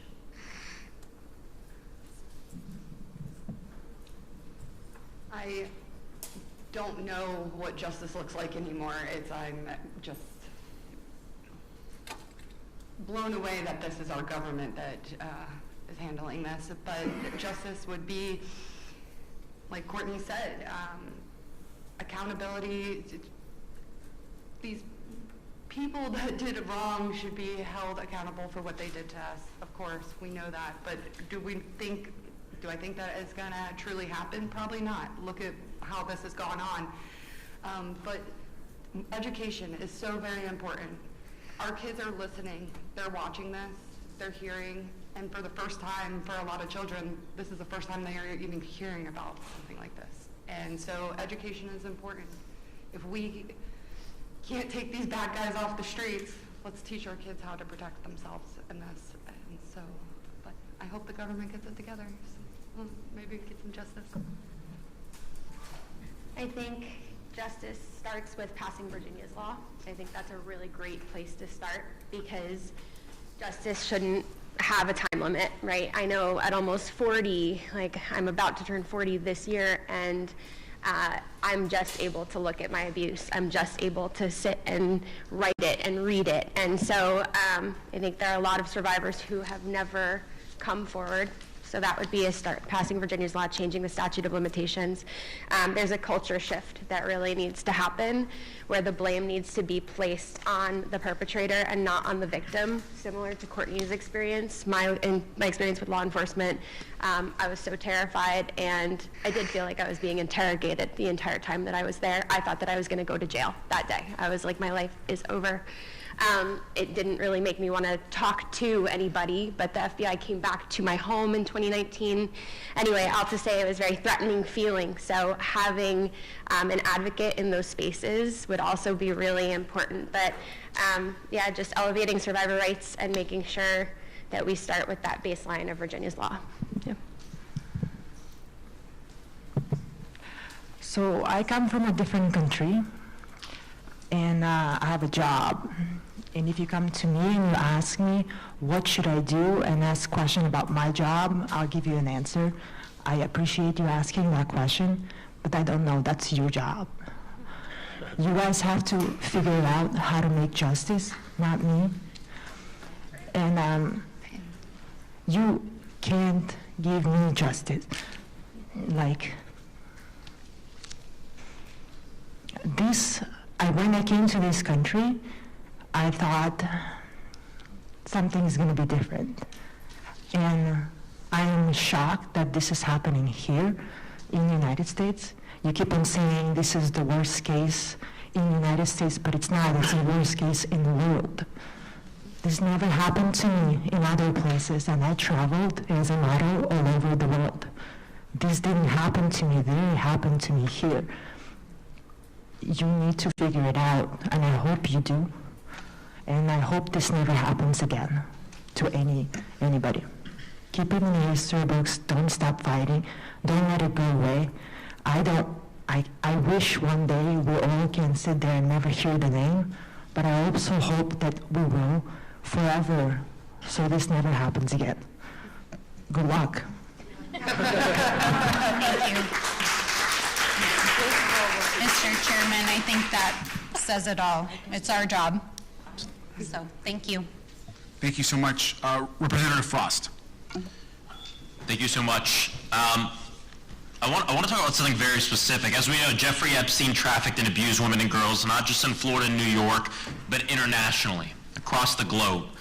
This case shines a light on the truth of sex trafficking, and it informs us as members of Congress of the changes and the reforms we need to pursue in many different areas that sometimes seem different but are all connected. I want to first thank you all for coming here today, especially the survivors, and sharing your stories. In many instances, we have seen that traffickers and sexual predators control employment opportunities for the people that they abuse. This happens everywhere, from working communities to the wealthiest and the most powerful pockets of society. Right here, this is from documents produced to the committee. It appears to show copies of passports in Epstein's possession belonging to young women. We believe many of these are survivors.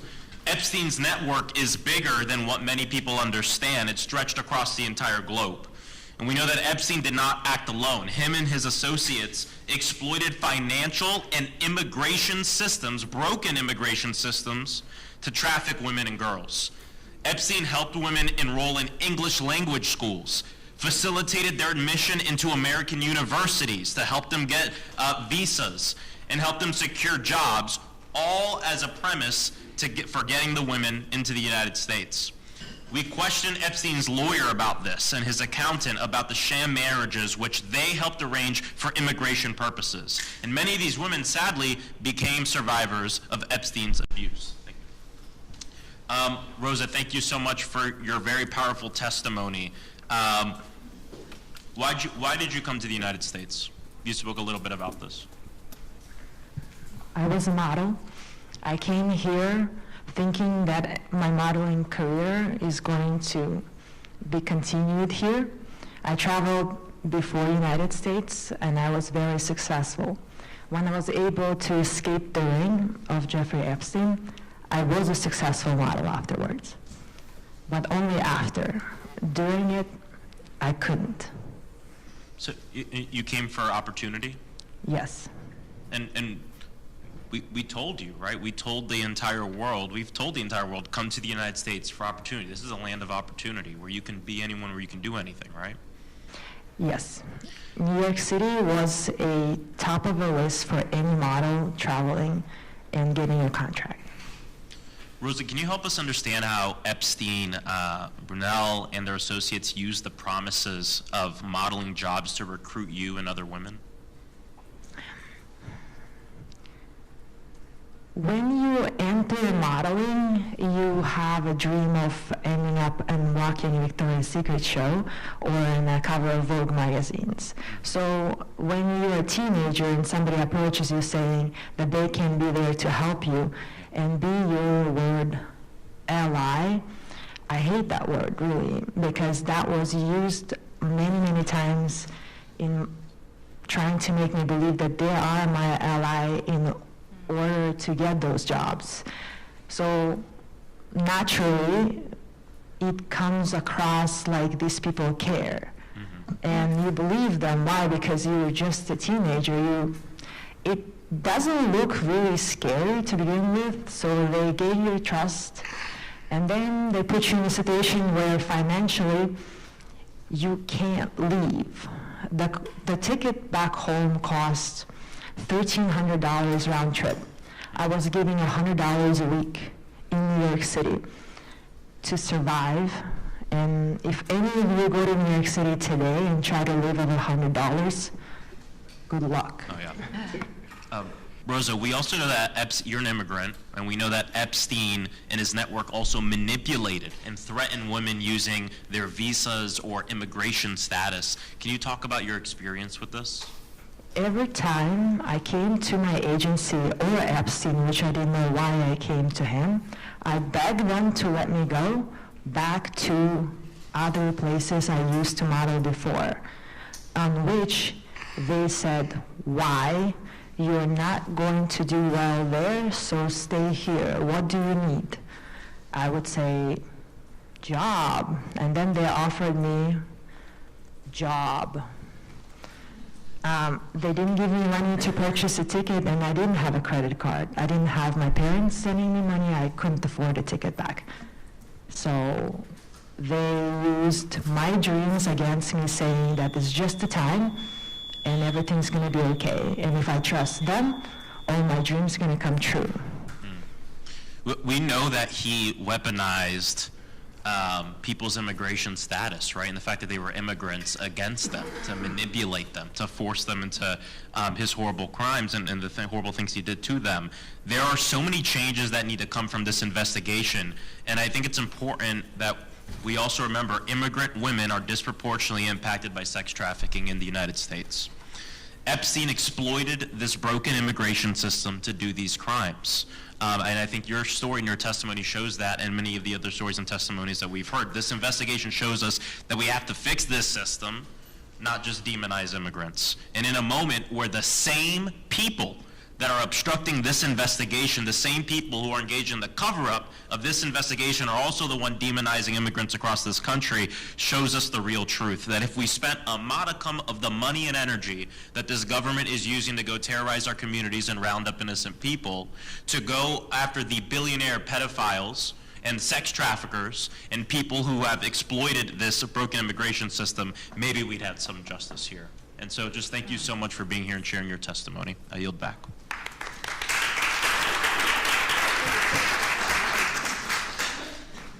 And now I'll recognize Ms. Lee from Pennsylvania. Thank you, Ranking Member. I want to start, like many, by just grounding us in the people who have too often been ignored. Survivors like Danny Bensky, who was just 17 when she was lured to work for Jeffrey Epstein with false promises and then threatened with her mother's illness. Rosa, who was trafficked across borders and abused for years. Courtney Wild, who not only survived abuse, but then had to lead a legal fight for recognition by a Department of Justice that was supposed to protect her.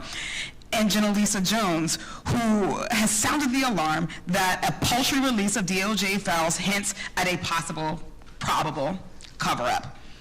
I just want to thank you all for being here, for continuing to show up, for your continued courage and your commitment to justice. We recognize that you are unfortunately four of very, very many more survivors, and I hope you know that your presence today means to survivors across this country how important it is to them. For decades, survivors have worked in good faith with law enforcement to try to expose Epstein and his co-conspirators, only to have their interests and their needs ignored. From a bogus non-prosecution agreement way back in 2008, to the inexcusable release of personal identifying information from Pam Bondi and Todd Blanche's DOJ. The DOJ seems perfectly capable of concealing the names of these rich and these powerful folks in the files that have been released, but they did not give that same level of care to the actual survivors. And here in Florida, Alex Acosta spent more time cutting a deal with Kenneth Starr, Alan Dershowitz, and other well-connected lawyers working for Epstein and with Epstein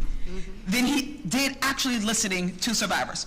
This sweetheart deal enabled Epstein to continue abusing survivors while he was out on work release, as we've heard. The DOJ has failed to indict any other perpetrator of sex trafficking beyond Epstein and Maxwell, despite all the complaints and the reports that other individuals were implicated and involved, including from survivors themselves who have named these people. They seem to have no plans to do so. So Todd Blanche stating that the Epstein files, quote, should not be a part of anything going forward, unquote, is where we need to spend a little time.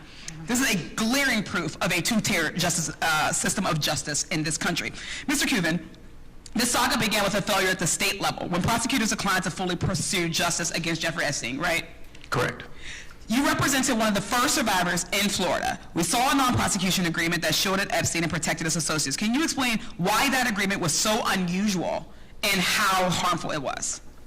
So first of all, as I said before, it was unusual because ordinarily the U.S. Attorney's Office would consult with counsel for the victims and talk about the potential charges that they're going to bring, and they never did that. They kept it secret. They would not answer phone calls. When I was able to get through to the U.S. Attorney at the time, who was Maria Villafana, she said, I can't talk to you. Second, it was so unusual because it not only gave immunity to Jeffrey Epstein, who was the target of their investigation, but it gave immunity to co-conspirators without prosecution of those co-conspirators, or even a hint of prosecution of four specifically named co-conspirators. Lastly, the most unusual part of that deal was that they added the phrase unnamed co-conspirators. I have never, in 30 years doing this, ever seen a non-prosecution agreement so broad as to say that they're giving immunity to unnamed individuals. It was a gift. Ms. Wow, really quickly, can you tell us more about those emails between Epstein's lawyers and the prosecutors and what made them seem different from what you would think a typical plea negotiation would look like? Yes, ma'am. When me and Brad Edwards we got the emails, it was literally friends. They were meeting at Starbucks, they were meeting off the record, wherever they wanted. These were friends literally negotiating how much time, what it would look like, what the charges were gonna look like, what they were gonna say during the grand jury. It was all scripted. It was all set up, cover up. I just want to say really quickly, does any survivor have you felt protected or seen or heard by the government? No, ma'am. Just no. The redactions, none of my information had been redacted. This is about a system that asks survivors to carry the burden of proof, the burden of patience, the burden of pain, while people with wealth and power are given time and protection and silence. Well, we're here today because of Jeffrey Epstein. Sexual abuse survivors across this country know all too well that he is not an anomaly, but he's a high-profile example of a system that too often works exactly as designed, to shield abusers and silence those that they harm. So to all the survivors, the fierce attorney advocates who are with us here today, I just want to thank you for coming forward despite the many frustrations, the threats, the dangers, and the setbacks that you've experienced. We have a responsibility to all survivors who are still waiting, to the ones who have never gotten justice, and to the ones watching right now to say that this ends here, and we take that very seriously. I thank you all so much, and I yield back.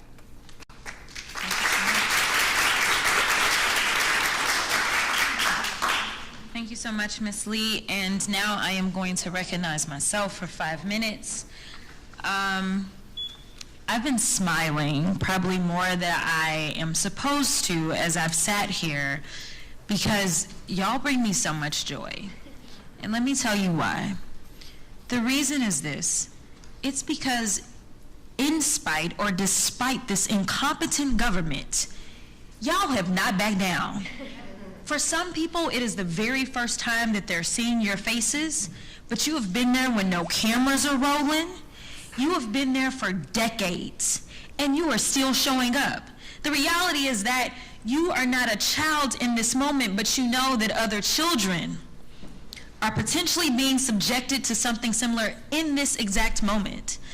And it is your courage that is contagious. We don't have that, unfortunately, in Congress. We got a bunch of cowards. But your courage is contagious. Think about it this way. One of the things that I really want to clarify, because I have had an opportunity to hear some of your stories and meet with some of you in person and behind closed doors, a lot of people who potentially are not on the right side of history right now, one of the common questions that they ask is, how is it that this could have happened to so many people, yet when you were going through your experience, you failed to see anybody else or know anything else, and you thought that you were all alone? And I know that that is something you have told me directly. So for the people that are watching, and they're hearing numbers like, man, thousands of girls, but at the same time they're hearing, you know what, I never saw anything else.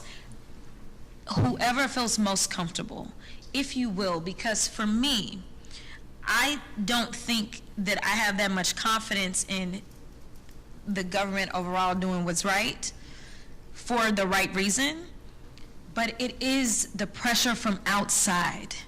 It is you going out there and being courageous that has made the people rise up. That is why we were able to get some kind of movement. And so I want to build more allies for this movement right now. So if any of you would like to answer that question. Thank you for that, first of all. But I think it starts with our young people knowing that they need to speak up. Because for me, I think I was pit against a friend of mine that went together to Jeffrey the first time, and he was very good at using the manipulation to hold us there.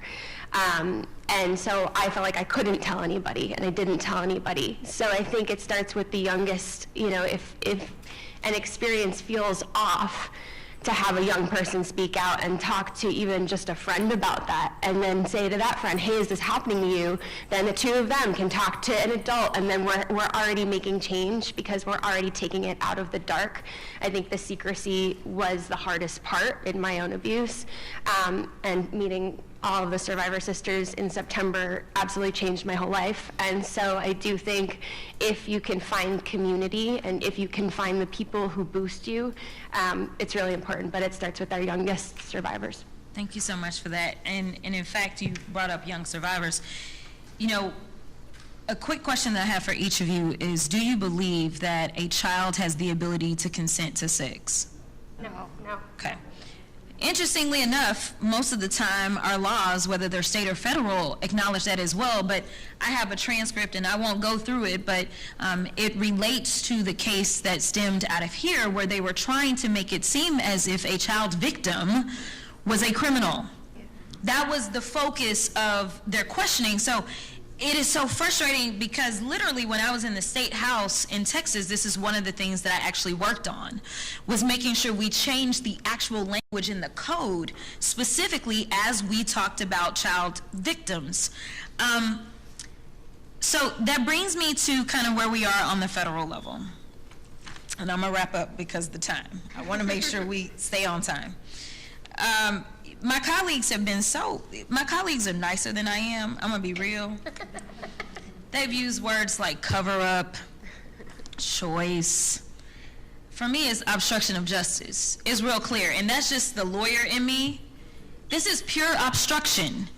Anyone else that would engage in this type of behavior would be charged with obstruction of justice, yet somehow because it's the Department of Justice, the ones that are supposed to enforce justice and law in this country, we're not calling it a thing, but that's what it is.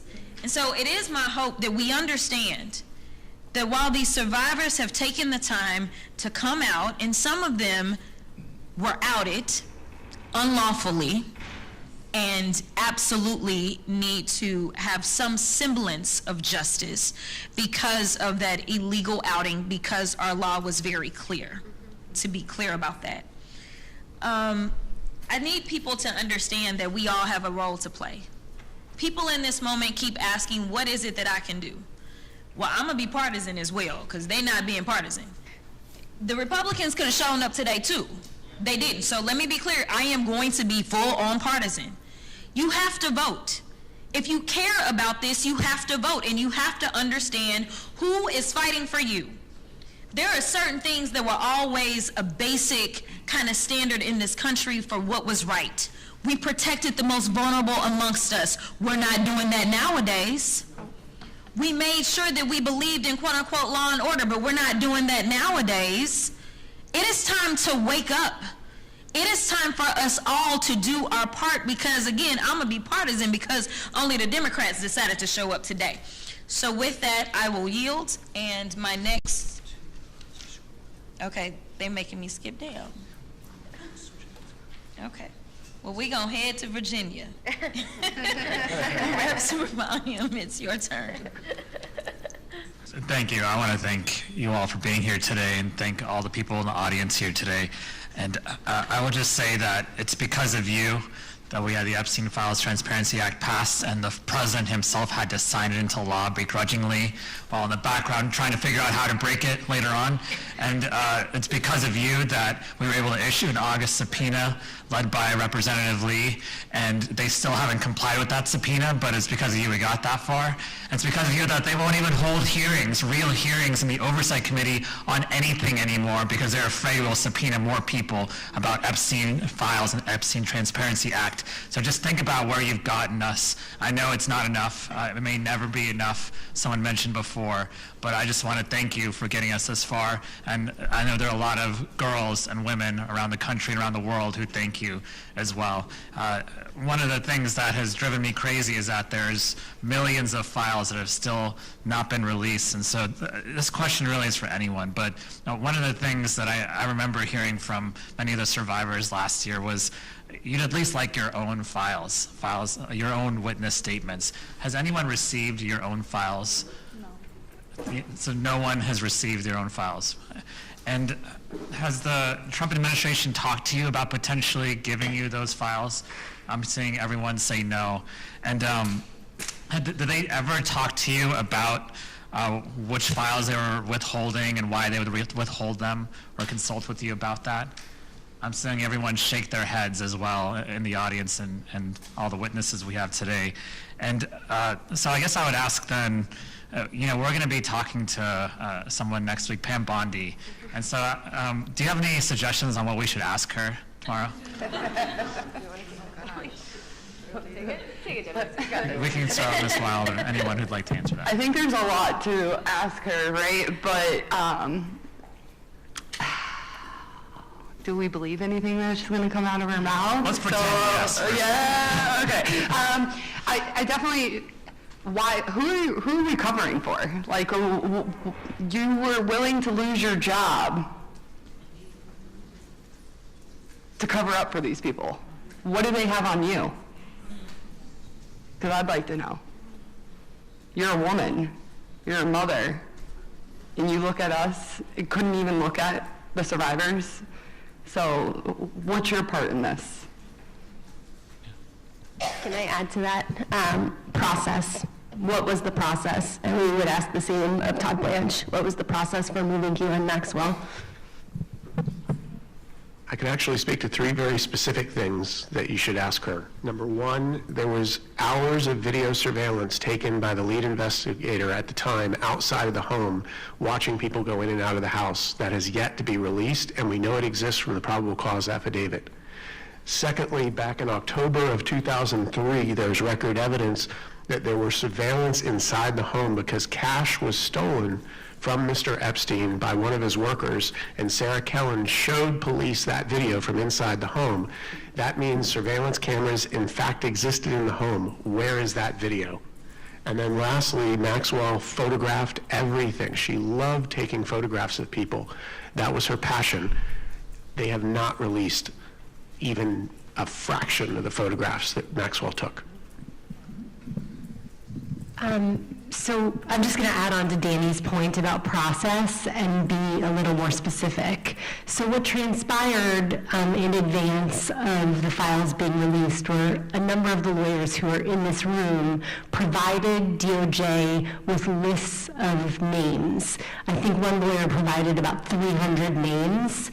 And those names got released in the first batch. Many of those names got released in the first batch of files when they were dumped. The lawyer went back and said, these names need to be redacted. I'm just going to use Danny's as an example. I hope that's okay, Danny.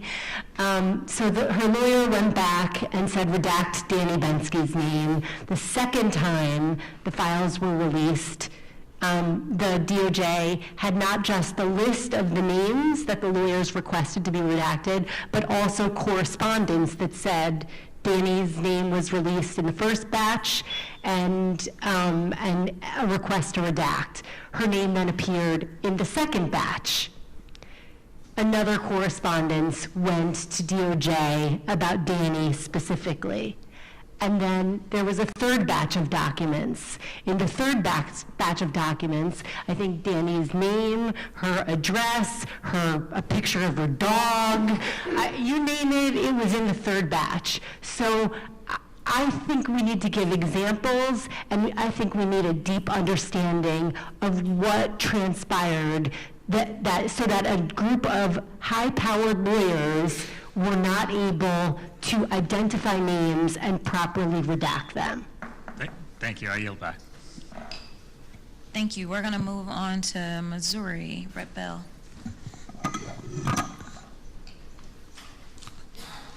Thank you. Before I get to my questions, I want to say something to the witnesses before us. I spent years as a prosecutor, and in cases that involved serious abuses like these, in a county that issued 8 to 10,000 cases a year, I obviously couldn't handle all of them by myself. But any case that involved serious abuses like these, I made myself available personally to the survivors. Not the prosecutor that was assigned to it, I made myself available.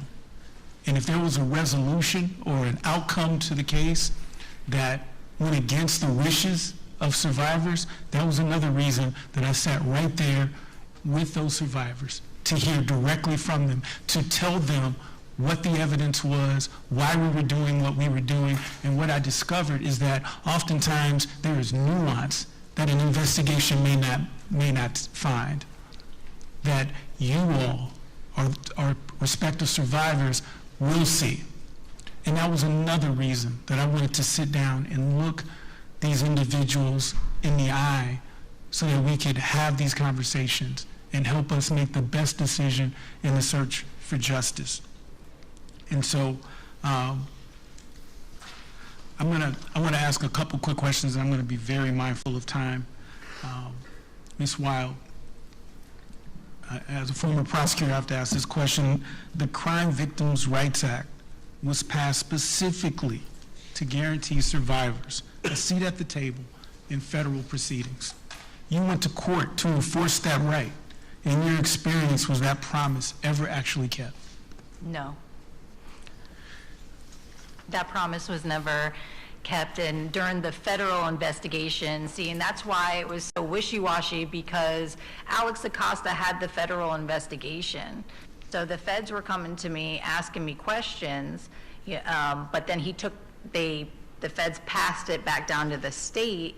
So it was just all very confusing. When the feds came to me and told me that there was a state sentence, I was like, oh wow, that's great. I didn't think that had anything to do with the ongoing in federal, because it's a federal charge. We all know nobody, if the feds puts a case on you, they have, you're going to jail.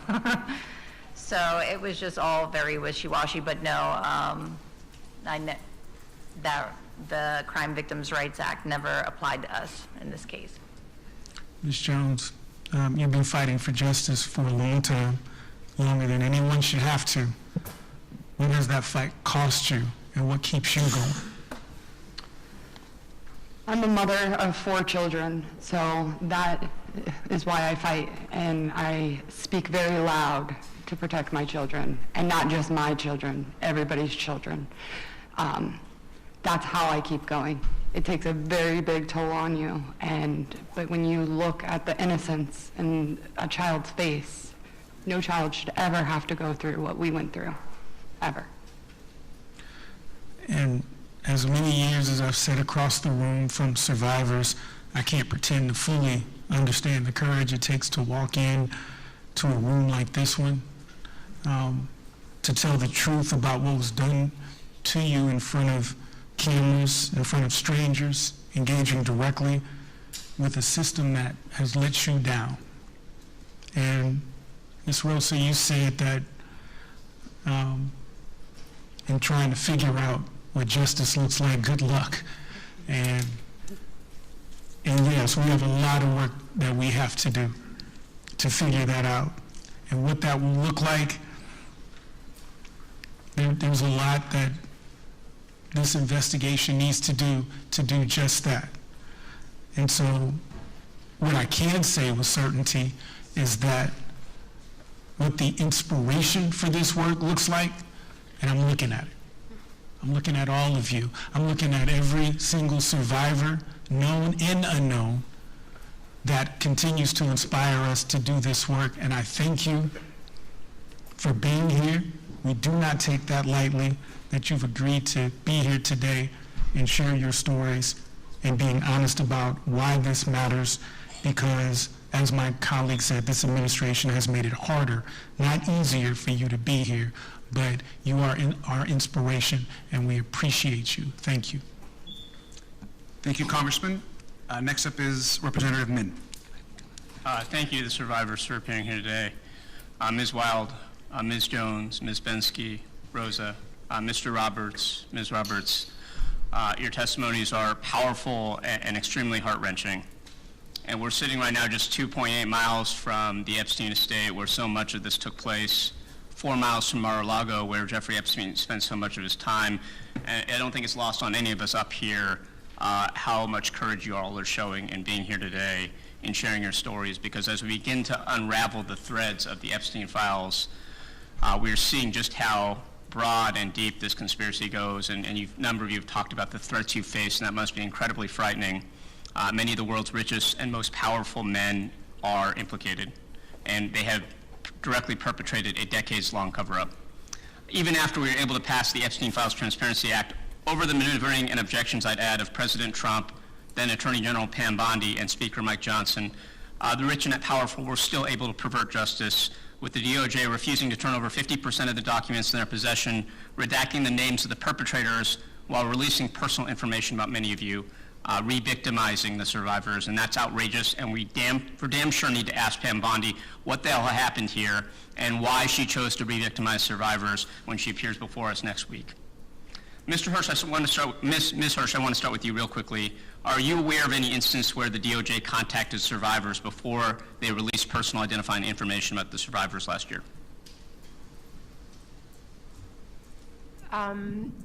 The DOJ did not contact survivors directly, but we at World Without Exploitation did reach out to DOJ. But they did not reach out.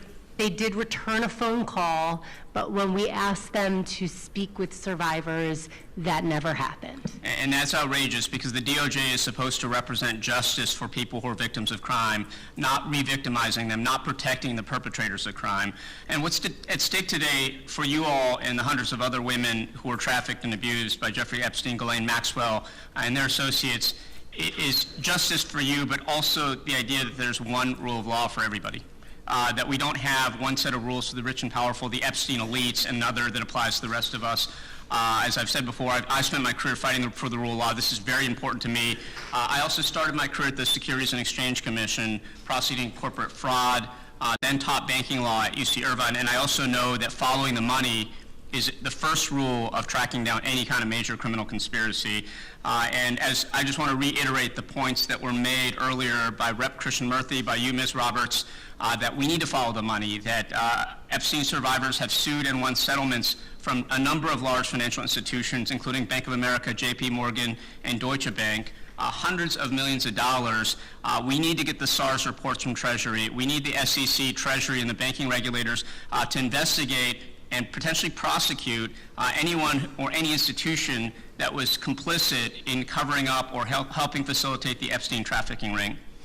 Now, Mr. Kuvan, you've stated previously that Epstein would never have been able to get away with this horrendous crimes without the complicity of banks, the big banks, and back in 2023 you stated, I've always said that he would never be able to molest these young girls without the banks and the money behind it. Could you briefly elaborate on what you meant when you said that? Correct. So we found during our original litigation back at the inception that he was pulling out large amounts of cash and transferring funds back and forth, and large amounts of cash were coming out of the banks. There were never any questions that were being asked of him at the time. And in fact, as I alluded to before, even back in 2003, he had envelopes filled with cash that he even reported to police that had been stolen from his home. And the banks appeared to be working with him, not questioning him, because of all of the money he was moving through those institutions. It is a damn shame that the Department of Justice and the FBI have never followed this thread, even though it's something that is very, very important. I will just add that House Oversight Democrats have worked with Chairman Comer to issue subpoenas for Deutsche Bank and JP Morgan, but we're seeking subpoenas for an additional 21 banks. I think this is going to be really, really important. Another important piece of evidence that has not been followed up on is the camera evidence, the computer files, as the lead attorney at the time, Maria Villafuena, had referred to. Now, you had mentioned, Mr. Kuvan, that you saw a number of cameras in the estate. That would potentially have a lot of damning footage. Can you describe what cameras you saw and how many, where they were located in the estate? Right, so after we originally filed the first case here in Palm Beach for one of the victims, I was granted an opportunity by the court to go on property at Epstein's home and do a site inspection. There were spots within the home, both in the bedrooms and the massage area and other areas of the home, where you could see mounting brackets where cameras used to be. And then there were CPU or computer units that had been taken away. And then I was able to verify back in 2003, as I said, that Sarah Kellen had actually shown internal footage to the police department back then of someone that had allegedly taken money. So there was verifiable evidence that cameras were in fact in the home. Lastly, I represented a client in Manhattan who, when she was brought to the home in Manhattan, saw the entire network of cameras that was being utilized in the Manhattan mansion. None of that video has been released today. And in fact, lead attorney, I'll just close with this, Maria Villafuena, had said that that was a smoking gun, this evidence. They knew exactly where it was, and Alex Acosta, who was then the U.S. Attorney for the District of Florida, refused to investigate this or actually seek to have this turned over. I want to thank you all again. Thank you for your courage in being here today. That I yield back. Thank you, Congressman. Next is Representative Randall. Thank you, Mr. Ranking Member, and thank you to each of you for being here today. I especially want to thank those of you who shared your stories about surviving unimaginable abuse. We thank you for your immense bravery, which we do over and over again, but also for your willingness to relive your trauma in pursuit of justice. I know you've waited far too long and are still waiting, but from the bottom of my heart, please know that you are seen and heard by every member of Congress in this room, and we will make sure that your stories are not ignored. Former Attorney General Bondi literally kept her back turned away from a room full of survivors. We've seen the photo.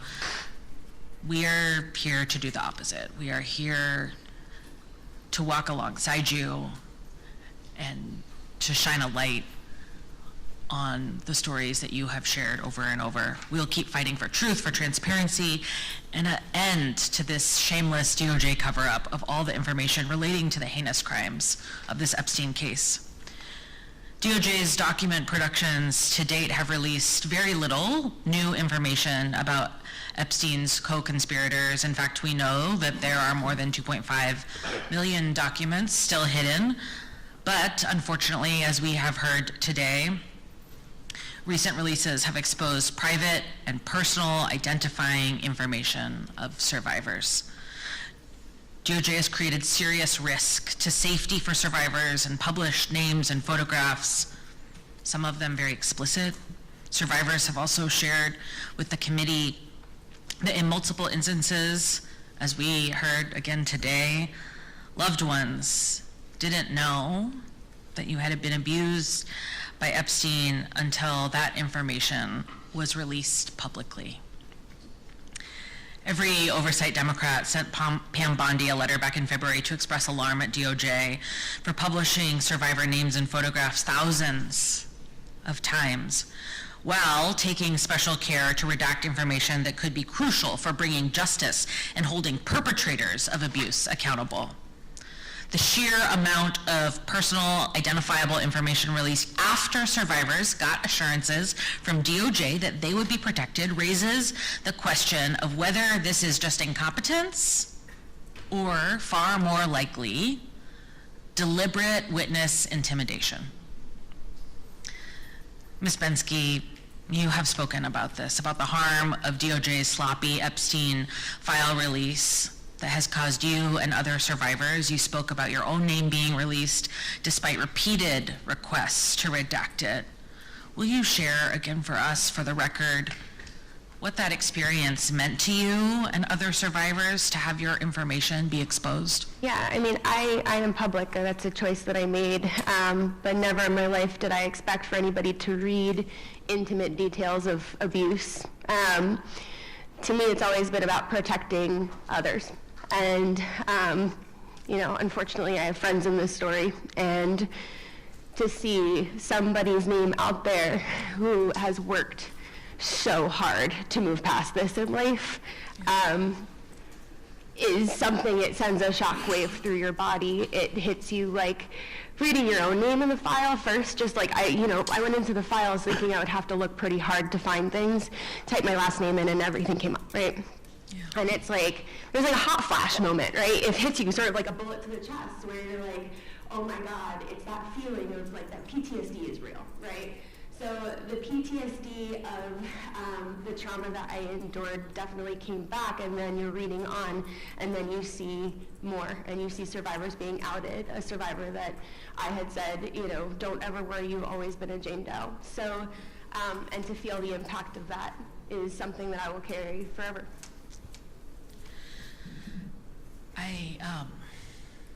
I'm sorry.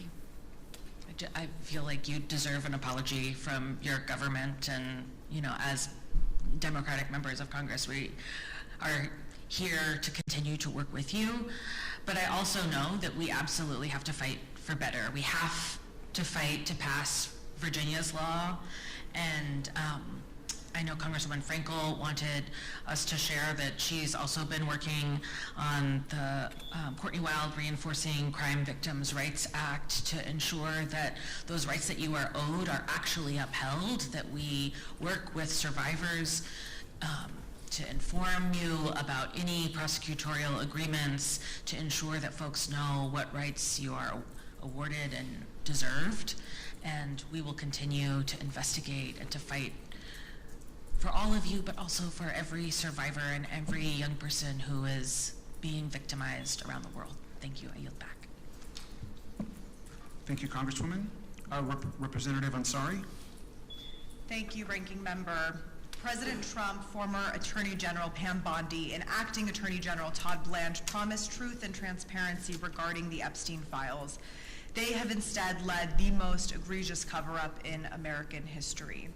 Despite their public assurances, Pam Bondi released Epstein files at an excruciatingly slow pace, and when she did, as we heard in powerful testimony today, protected the names of rich and powerful men who committed the crimes while revealing the identities of survivors. In March of 2026, the DOJ admitted that it withheld almost 48,000 files from public release, including allegations against President Trump. The Trump-Epstein administration continues to try to cover it up to this day. President Trump has said most recently that we should stop wasting time and energy on the Epstein files. He's called the fight for the release of the files and transparency, and I quote, a hoax. Abuse and trafficking of thousands of minors is not a hoax. Abuse and sexual exploitation of women is not a hoax. Survivors deserve the truth, and the American public deserves the truth. Ms. Jones, you have said that you, and I quote, put your hope in President Donald Trump and that you believe that he would do right by the survivors. Now, do you believe that he has broken his promise? He's broken many promises. Thank you. I want to remind everyone that former Congresswoman Marjorie Taylor Greene alleges that during a phone call, President Trump told her that if he was to release the Epstein files, and I quote, "My friends are going to get hurt." And now the Trump Department of Justice, that is responsible for overseeing the release of the Epstein files, claims that there is nothing more to investigate in the Epstein case. Todd Blanche met with Ghislaine Maxwell, Epstein's accomplice, before moving her to a cushy, minimal security prison. It is so ridiculous and insulting.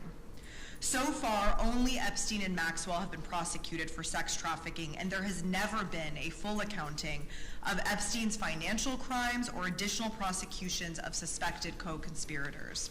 Last month, Acting Attorney General Todd Blanche said, and I quote, "From the information that we have within the Epstein files, we do not have a case against anybody." Ms. Jones, based on your experience or based on what you have seen in the files, do you believe the statement to be true? Absolutely not. Ms. Bensky, based on your own experiences or what you have seen in the files, do you believe the statement to be true? No.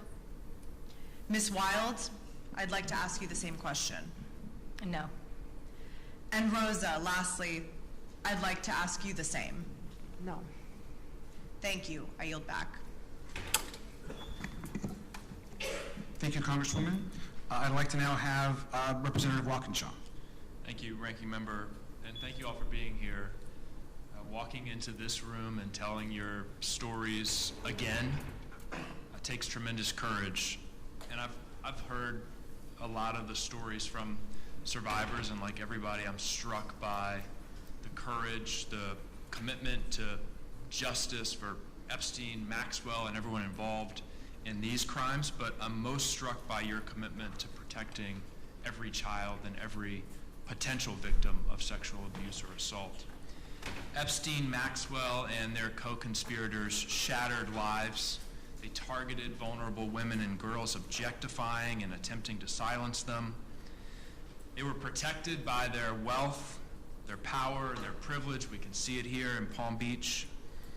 And as we've heard today, their ability to commit these crimes reflects a systemic and intentional failure by the very institutions meant to protect you. Our government lets you down when you deserve protection and justice for the crimes that were committed against you. And we're here today to try to do our part to correct some of these failures. And we're not going to stop until the truth comes out, the extent of the crimes, the involvement of all of the co-conspirators is revealed. I want to focus on two patterns that have emerged today. First, Epstein and Maxwell weaponizing immigration status and travel documents against survivors, confiscating passports, holding visas hostage to trap women and girls in their orbit. And then when survivors like yourselves were brave enough to speak up, our justice system ignoring you, reinforcing the sense that there was nowhere safe for you to turn. Rosa, Ms. Wild, thank you for being here today. I want to ask you both just a couple questions related to these patterns. Rosa, can you tell us again how Epstein used your visa status as leverage to keep you under his control?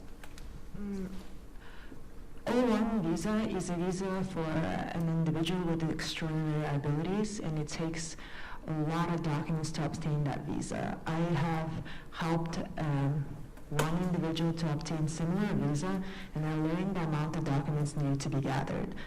Looking back at my case now, I did not have documents to obtain that visa. I am 100% sure of that. My agency being able to obtain that visa for me in such a short time, which was less than 6 months, it's a miracle. You try to do that right now, you won't be able to. I want to know how. And it's impossible. So I knew that my visa was linked to him, and if he is unpleased, I would be sent back. And are you aware of Epstein using similar tactics against other women or girls? I have personally met a former girl at his mansion in West Palm Beach, and I have personally not seen a foreigner come forward to tell the story, and I hope my case will bring more people out in front, because there are many other people who speak broken English or don't speak English at all who can tell their stories. Thank you.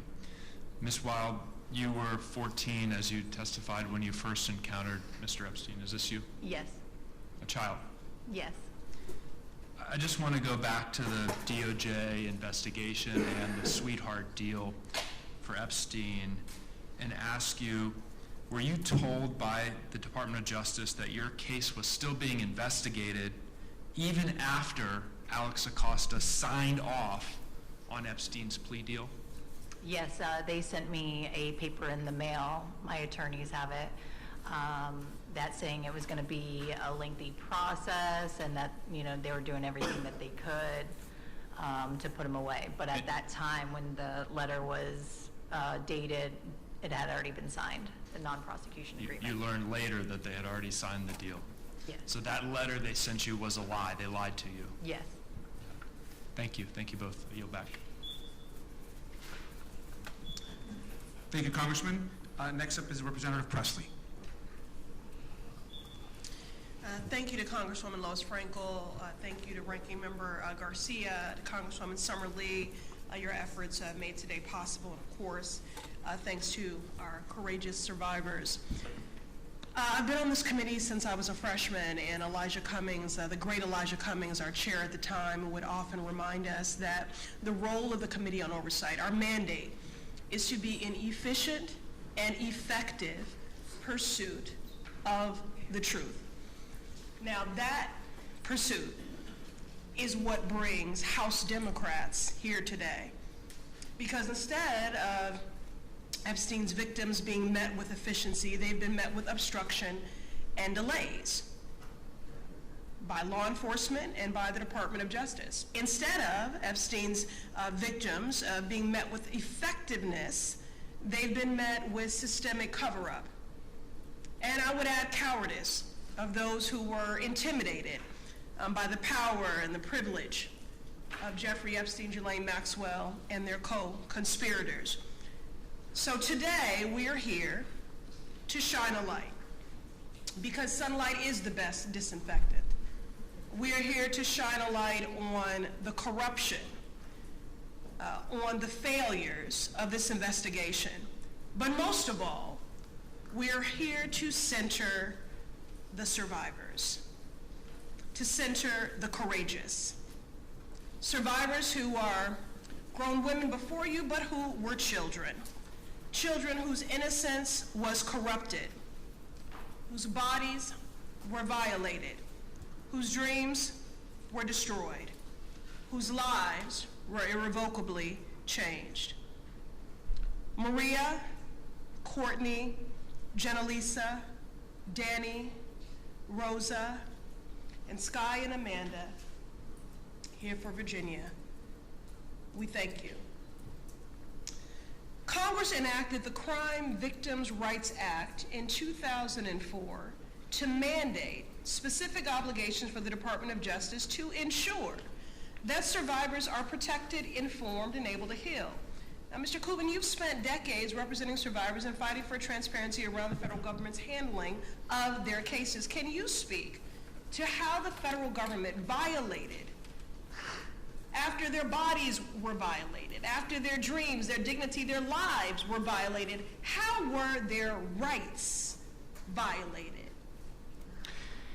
It was our understanding after the release of documents and the bravery of Ms. Wild here at the end in her case that was brought and the final disclosure of all those documents, it showed that the federal government and the state attorney's office colluded together to not bring an indictment because they knew that if they did, then the Crime Victims' Rights Act would then be triggered and they would have to inform the victims of what they were doing.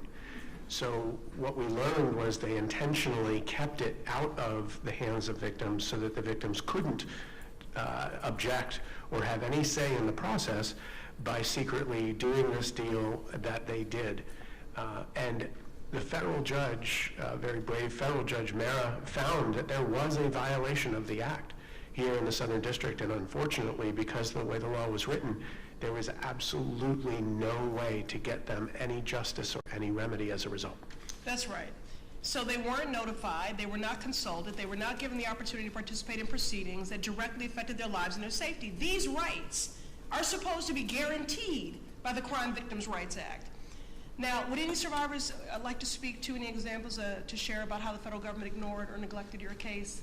I see the clock is ticking here. Would anyone else like to speak to that? How about this? Let me just say this as a survivor myself. I know that this is not only about your safety that you were robbed of, your innocence and your dreams. Survivors are also forced to carry the financial burden of abuse. Lost wages, housing instability, medical expenses, legal fees, security costs, trauma that impacts your daily life. Could any of you speak to that? We have put ourselves on the front line and spoke out and put our face to the public when we should have never had to. And that comes with a huge toll. Now every job that we apply for, they Google us. They know our most personal information of things that happen to us as children. That is forever, forever going to follow us. We don't get that back. We don't get that luxury. So that is just the one of the most important things that comes with the weight of this. All because the government couldn't do their job. May I, I heard this before from the survivors. I'm a really cool person if you meet me outside of here. I have a lot of stories, but these release of documents made me something else. And I can't do daily task without certain help. And I have a support system and I'm grateful for it. But if I didn't, I don't think I would be here today alive. So it's really hard. I want to tell the world, it's hard to be here today. I'm very uncomfortable. I'm trying to look like I'm okay, but I'm not okay.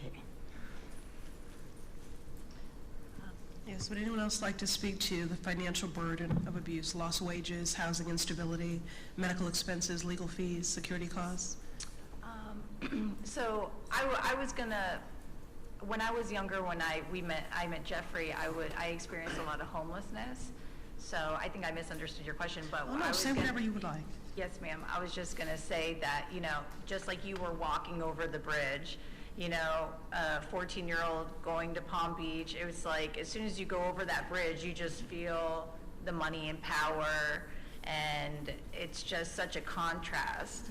If you go down Okeechobee to Okeechobee and the Turnpike, there's a road called Drexel, and it's a mobile home street. There's a lot of, that's where I was from. So to go from here to there is just, it's so confusing. I was homeless. My parents had addiction problems.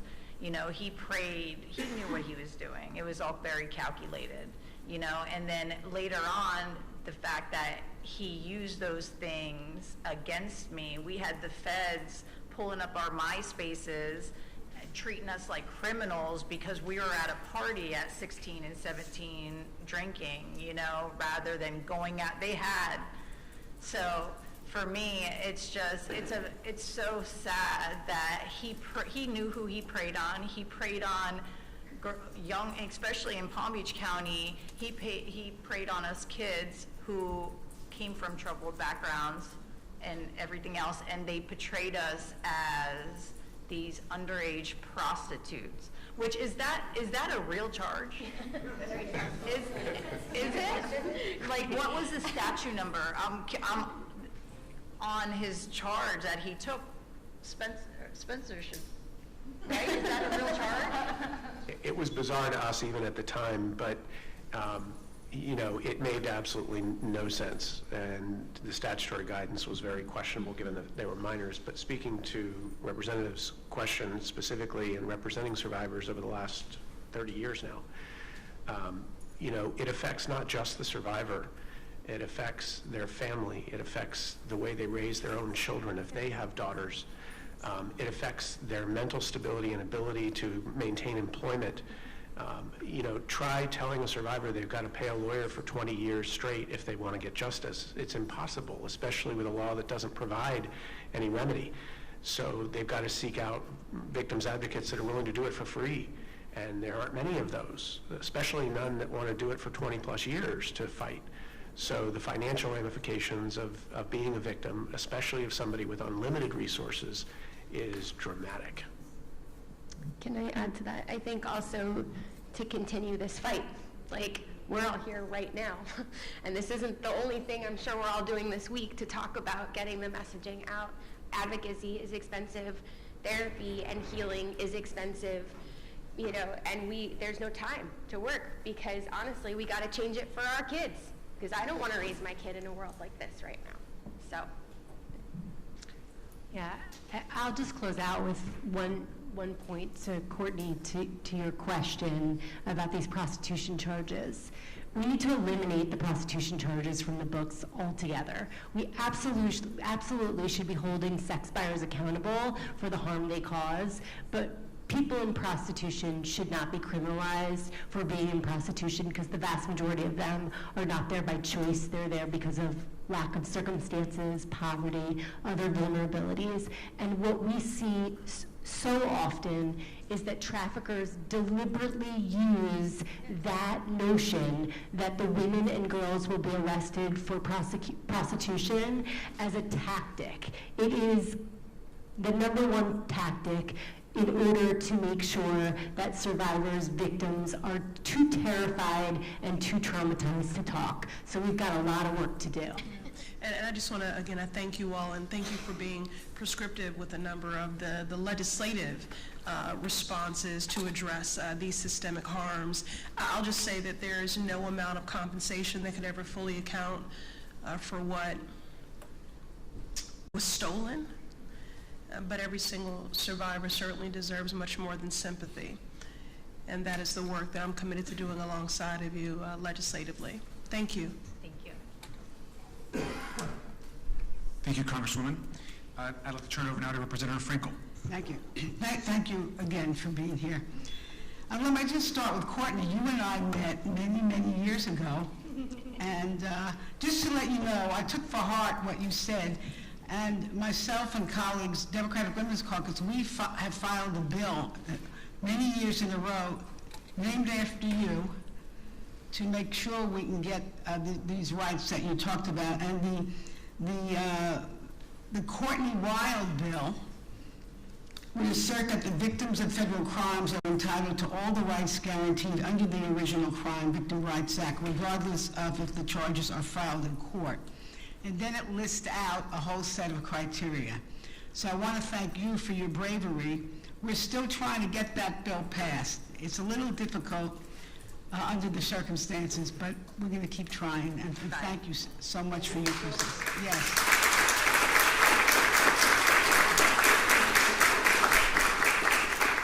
Now, I want to tell everybody, I don't think I was able to tell you exactly why it took so long to have this hearing in Palm Beach County. Because I think many of us always believe there are 3 witnesses who have been missing, who must be asked the question, why did Jeffrey Epstein get the deal that he got, and why were the survivors so mistreated in the grand jury room? And those people are Barry Krischer, who was the state attorney, Lana Levick, I don't know if I'm saying that name right, she was one of the prosecutors in that grand jury, and Mary Ann Eugen, who was one of the prosecutors. I've requested for many years that those people be subpoenaed. We almost had an opportunity. In 2019, Karen Maloney was the chair of our oversight committee when Democrats were in charge.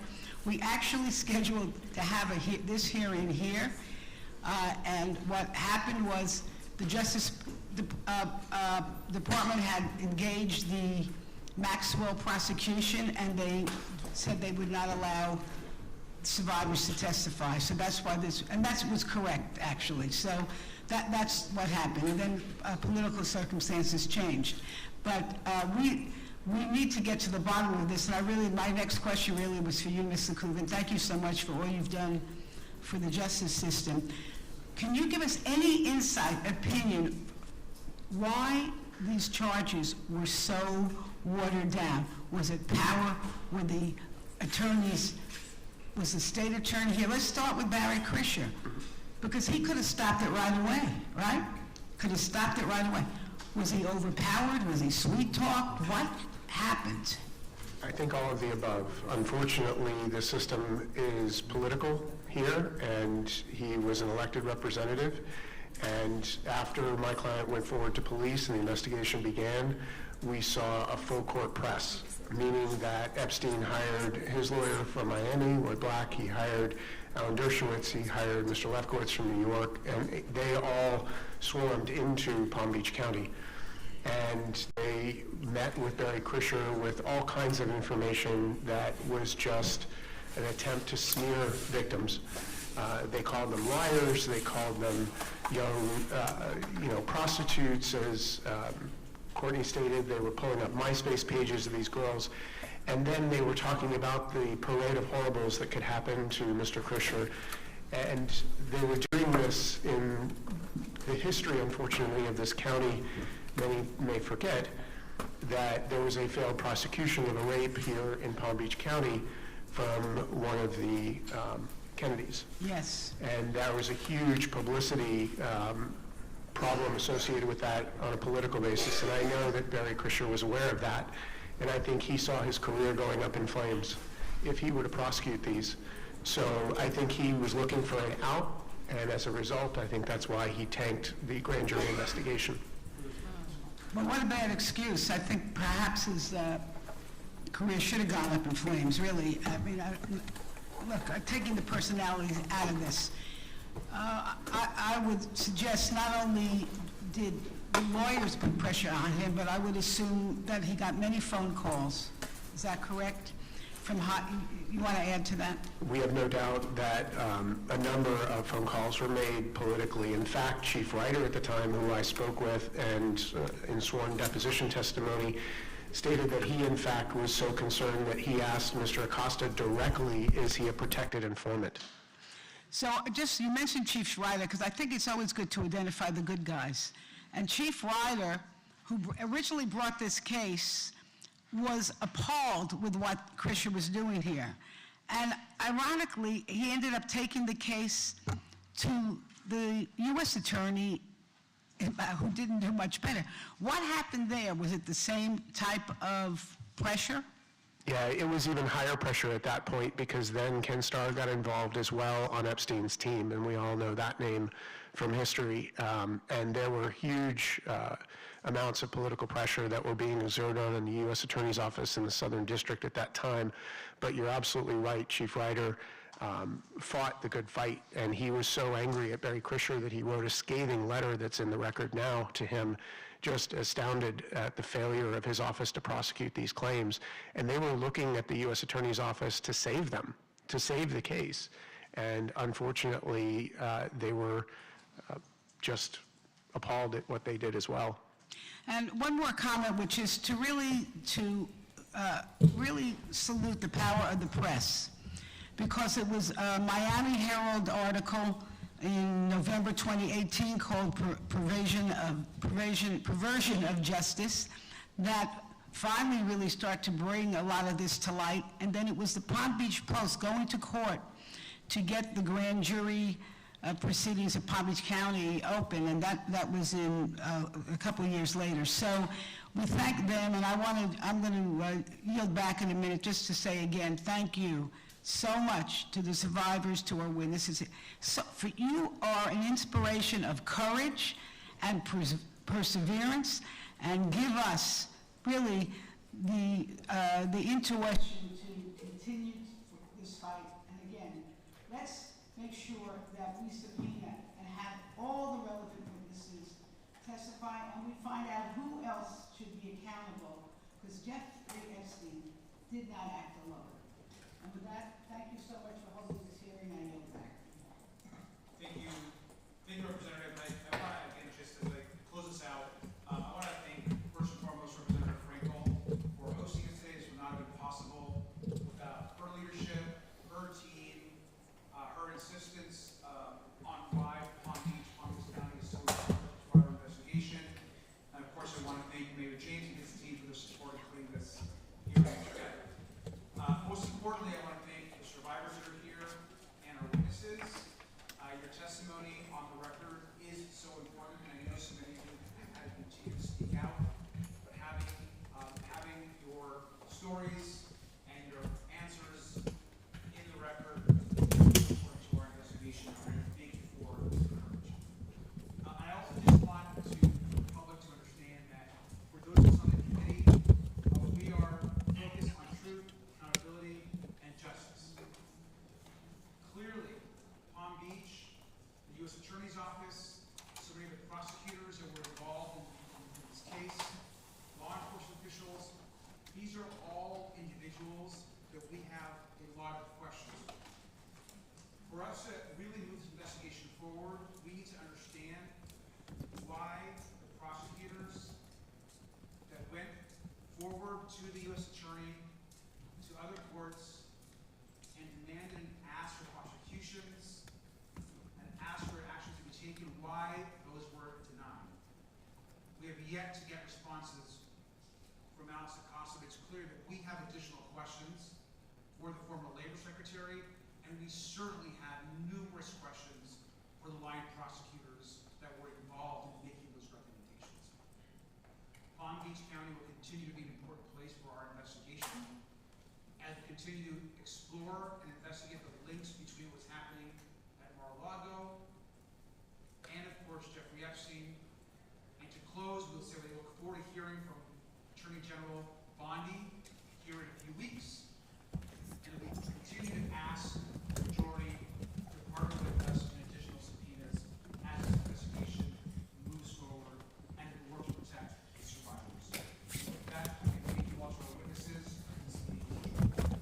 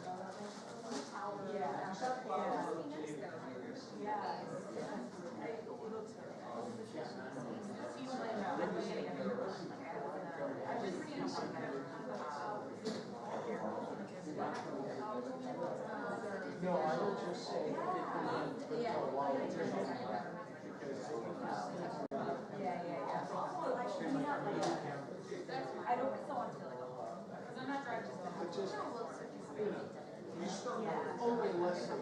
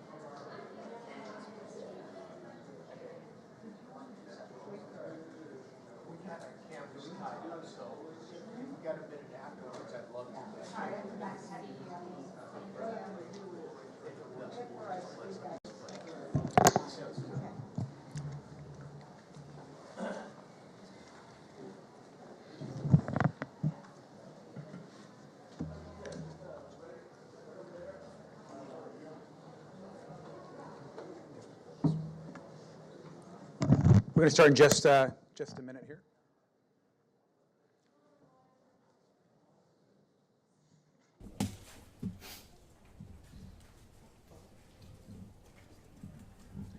Okay, well, thank you. My name is Robert Garcia. I'm the ranking member of the Oversight Committee. Of course, I'm here with members of the Oversight Committee on the Democrats that are clearly focused today on the survivors and accountability, truth, and justice. We're going to hear from some of our committee members here in just a second. I want to just give some thoughts and then answer any questions. Now, we're here in Palm Beach County because so much of this investigation brings us back to this location. We know that the crimes of Jeffrey Epstein and Ghislaine Maxwell, the horrible things that happened to so many women and girls, totaling 1,200, could have been stopped and halted had authorities here been listened to, had prosecutors who made recommendations to the U.S. Attorney had been listened to, had survivors been listened to, but time and time again, whether it was at the law enforcement level or whether it was at the U.S. Attorney's Office by Alex Acosta and others, that justice was denied and survivors did not receive justice. We know that that led to the additional abuse and trafficking of women and girls, including of Rosa, who you heard from today. And you heard her horrific story, and had folks listened, that would not have happened to her and to so many others. We also want to be clear that, especially after today, we want to hear and are demanding to hear from the line prosecutors and law enforcement officials that made some recommendations to prosecute additional names, to go after co-conspirators, and yet were denied those charges, and that evidence was pushed back because of decisions made by the U.S. Attorney at the time, Alex Acosta. Now, we've talked to Mr. Acosta in the past, and we have additional questions. And I think it's important for anyone that was involved in the case here in Palm Beach to know that while we have reached out to some folks to speak to us voluntarily,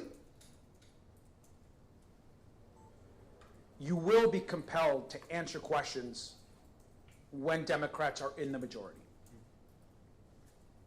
If you were involved in this case and tried to do the right thing and made recommendations to the U.S. Attorney to bring prosecutions, we encourage you to testify and to bring your information to the committee.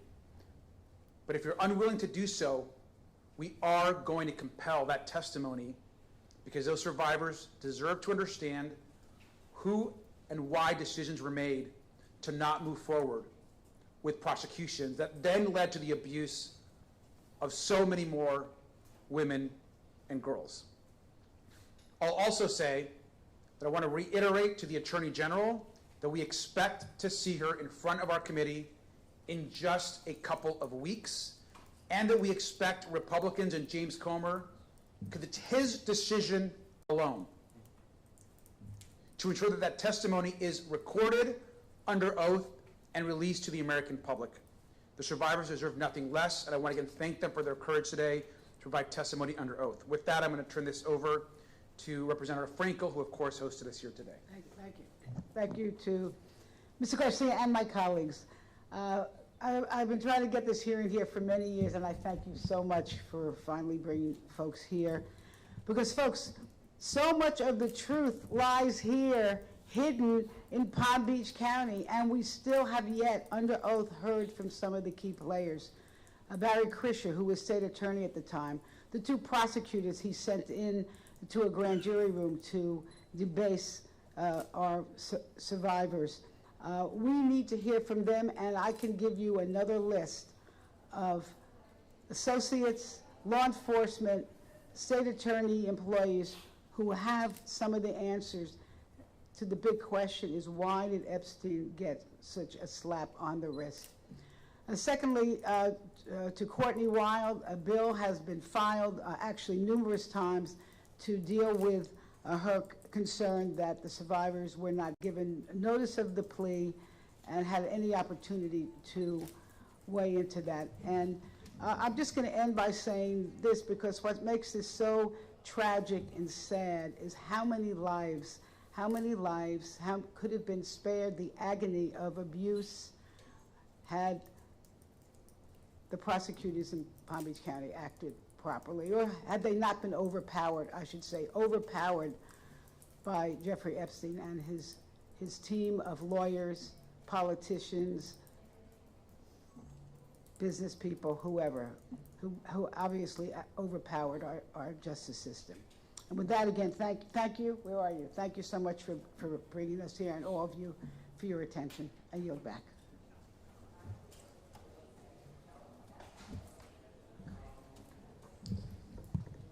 So, we're here at ground zero for where Epstein's crimes occurred.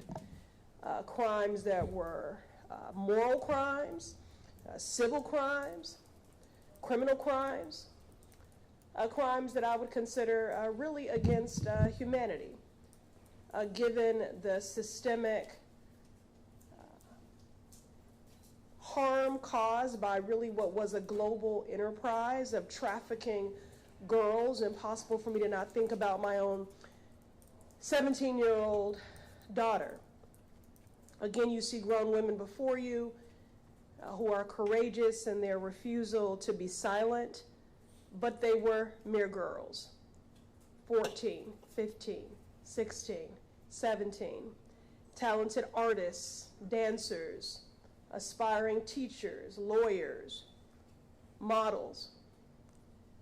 Their bodies were violated, their dreams devastated, their lives irreparably harmed. When you are violated in such a way as a child, it changes on a very foundational and deep level who you are forever. Your ability to love, to receive love.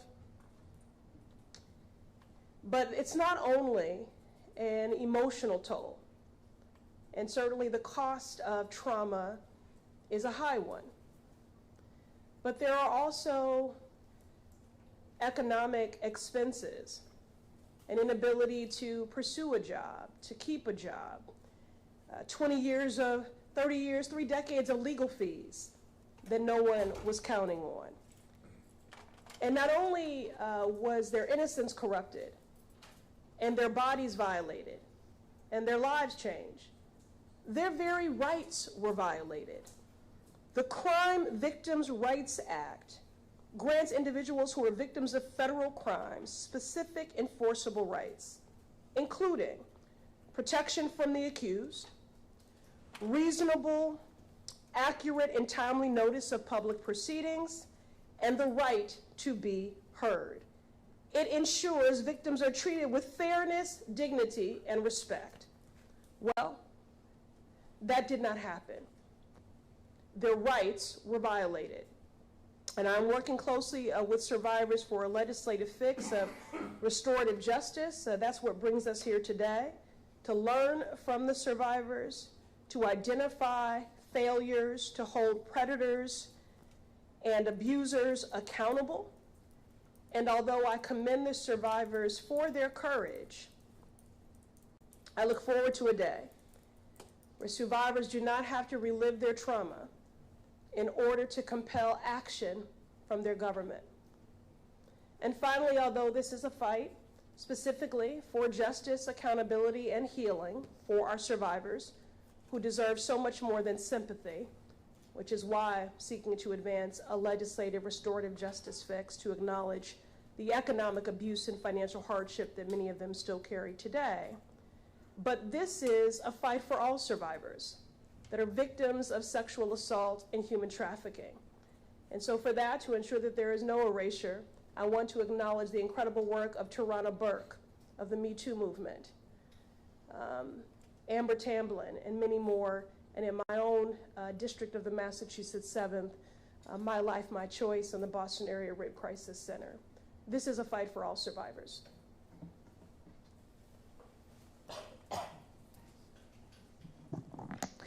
Good afternoon. I'm Melanie Stansbury, and I am very deeply proud to represent New Mexico's 1st Congressional District and to be part of a state delegation in New Mexico that is seeking to turn the Epstein files into Epstein trials. As we stand here today, New Mexico is the first and only state to pass a state law to investigate this case. And what I think is extraordinary about today, and I want to acknowledge Congresswoman Frankel, is that this is the first congressional hearing on this case to ever be held in West Palm Beach. Think about that. The first criminal allegation against Jeffrey Epstein happened more than 25 years ago in this community. Police looked the other way. Your state Attorney General looked the other way. Our national and federal attorney generals and investigatory bodies looked the other way. The FBI had gobs of evidence that there were criminal enterprises going on here in this community that included the exploitation of children, the trafficking of children across state lines, international trafficking of children and women, and financial crimes. And over the last 2.5 decades, not a single congressional hearing has been held on this case here in this community where it all started. And so I want to say thank you to Congresswoman Frankel and to our soon-to-be chair of the Oversight Committee, because we would not be here if it were not for them and for the survivors who were brave enough to show up today and to tell their stories on camera for the world to hear. Now, I just want to say this as I close out my comments. There are lots of discussions about the failure of the system to hold Jeffrey Epstein, Ghislaine Maxwell, and the potentially dozens of men who exploited young girls and trafficked and participated in the sexual exploitation of survivors. But this was not an isolated incident of failures of a system. This is a system that was designed to exploit children. It was a system that protected the wealthy and powerful, and it was a system that intentionally chose not to prosecute Jeffrey Epstein under federal law, which enabled him to commit potentially hundreds of other cases of rape, abuse, grooming, and transnational sex trafficking. That is not just system failure. That is a system that was designed to enable rich and powerful people to get away with anything that they wanted. And so we're here today to make sure that the voices of survivors, that the stories of survivors are heard not just in this community, but across the world, and to make sure that we take on that system directly. To say we are not going to stand for this one more moment, and to end the injustices that have allowed this to happen in this community, and communities all across the country. And so we demand accountability. We demand action. We demand that Pam Bondi show up for her deposition. We demand that Donald Trump release the Epstein files. We demand that Todd Blanche actually prosecute these crimes. And we demand accountability for every single perpetrator that is still out there. We are coming for you.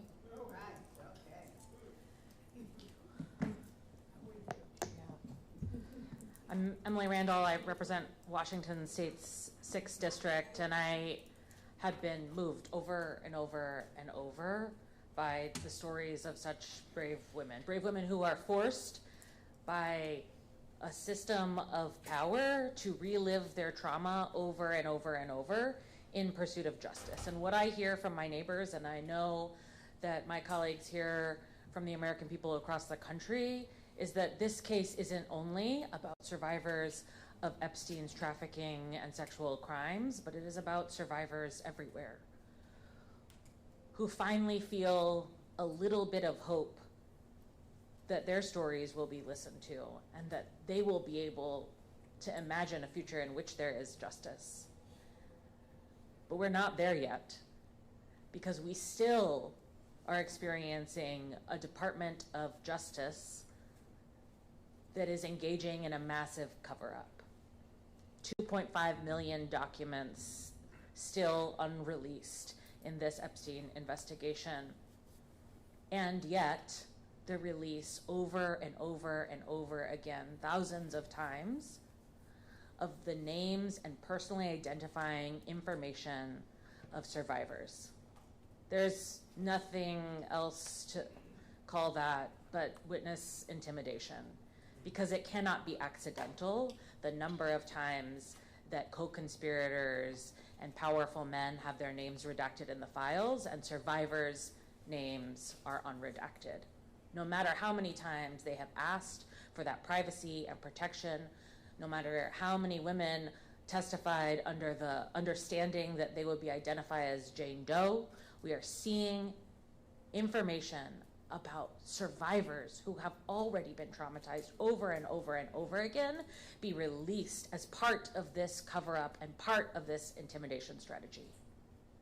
We are going to continue to fight so that those who are actually culpable, the dozens, hundreds of people who are actually culpable, have their day in the sunlight, that we record their testimony, that we investigate this to the full extent, and we are committed every day to working alongside the survivors to ensure that they are protected to the best of our abilities. Hi everyone, Yasmin Ansari, Congresswoman from Arizona's 3rd District. I was a child just a few years younger than many of the women who testified today when Jeffrey Epstein was carrying out his heinous crimes right here in West Palm Beach. These women were girls at the time, over 1,000 girls. Girls who should have been protected, but girls who were failed by adults, by institutions, and by their government. And what happened here in West Palm Beach and across the country and across the world was not simply just about the evil of one man. It was a systemic failure that was shaped by inequality, by influence, and by impunity. All of this has been exacerbated by the most corrupt administration in American history, carrying out the most egregious cover-up in American history. And this systemic failure requires systemic solutions. In the minority, oversight Democrats, led by Ranking Member Garcia, have forced everything that has gotten us to this point today. We would not be here if it were not for Democrats on the Oversight Committee pushing every subpoena, pushing for these depositions, pushing for these transcribed interviews, pushing for Pam Bondi to come before the Oversight Committee. This has been an egregious cover-up by the Trump administration, but also a complete abdication of responsibility by Republicans on the Oversight Committee, barring a few, and by Republican Chairman James Comer. And we will continue, whether now or when we are in the majority, to make sure that every single person who enabled, who perpetrated, or who covered up these heinous crimes will be held accountable. And we know from what we heard from the women today, and we've known this, it's in the files, that there are rich and powerful men out there right now continuing to live their lives without any consequences. And we assure you that day will end. Good afternoon, I'm James Walkinshaw from Virginia's 11th District. We're here today in Palm Beach County, ground zero, the center, the place where Jeffrey Epstein and Ghislaine Maxwell's massive child sex trafficking ring started. We're just miles from Mar-a-Lago, the place where the close friendship between Epstein and Donald Trump grew, where Virginia Giuffre was trafficked and later raped by Jeffrey Epstein. And we heard today powerful stories from survivors, including Rosa from Uzbekistan, who was recruited and held hostage by the visa that Epstein controlled. Powerful stories. And I hope the world was watching. I specifically hope that Alex Acosta was watching, because we learned today from Rosa that she was raped time after time after time by Jeffrey Epstein while he was serving the sweetheart deal sentence that Alex Acosta gave him. While he was on unsupervised, very unsupervised release, he was continuing to commit the very crimes that women like Maria Farmer and others brought to the attention of the FBI decades ago. I hope another person was watching today. I hope Pam Bondi was watching. And I hope she saw the courage of the survivors here today who told their stories, in most cases, again, in front of all the cameras, with all of the bright lights for the world to see. And I hope Pam Bondi will feel some shame for the fact that she has tried time after time after time to avoid public accountability. She wants to answer questions behind closed doors, in private, where the world can't see it, with no video. Well, Pam Bondi, that is not good enough. That is not good enough. You need to show 1 ounce of the courage that the women here today showed.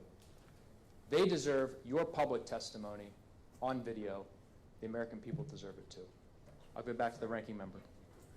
Thank you. We're going to open up for a couple questions. Before I do, I want to say a couple important things as we close. Number one, I hope today reminds the public that this investigation is not a hoax and that it's not over, and that unlike Todd Blanche, the acting AG, who just a week ago said that the DOJ was moving on from the Epstein investigation, we understand that it is alive and well and moving forward, and we have a lot of work to do ahead of us. And the second thing is, for this community It's important for the folks of Palm Beach County, Palm Beach, West Palm Beach to understand and to know that there's a lot of folks that worked for law enforcement, that were lawyers involved in this case, that were investigators, or that have heard stories or know information or evidence that we want to access. So I encourage anyone from the Palm Beach community that we have information about Jeffrey Epstein, Ghislaine Maxwell, the crimes, or the cover-ups that happened, to please contact the Oversight Committee. We have a protected system, a whistleblower system, that we encourage you to please access if you have information that could help us in our investigation. And with that, I'll open it up for any questions. Your last interview now as a committee is scheduled for July 15th. Do you expect that there will be more before the election? How many and who, by name if you can, do each of you most want to hear from as your investigation continues? Look, we're working right now through a list of additional subpoenas that we want to get through. Some we're communicating directly with the majority on, so we're waiting to see if they move on those or not. But I think it's safe to say that we're interested in speaking to anyone that was involved, particularly prosecutors that were involved in making recommendations about the Sweetheart deal, what happened here in Palm Beach, and more broadly in some of the other cases that were brought forward to the government. That's one piece of folks we want to speak to. We also have additional questions for other folks that we believe were involved in assisting Jeffrey Epstein and Ghislaine Maxwell. Some of those you and I discussed earlier, but we're not at this moment ready to release additional names. Tara Palmer with the Red Letter. If you win back the House in November, will you bring back the people that were already called in to testify since they testified behind closed doors? There were no cameras, there's no transparency. Will you bring the survivors back so that they can actually be reported into the Congressional Library and on the record? And who else do you plan to call? And will you call anyone from your own party? So let me add, one is obviously, as it relates to survivors, we're never going to force a survivor to be compelled to speak in front of the committee, but any survivor that wants to speak and have the opportunity, absolutely. And we definitely have additional questions for folks that we've talked to.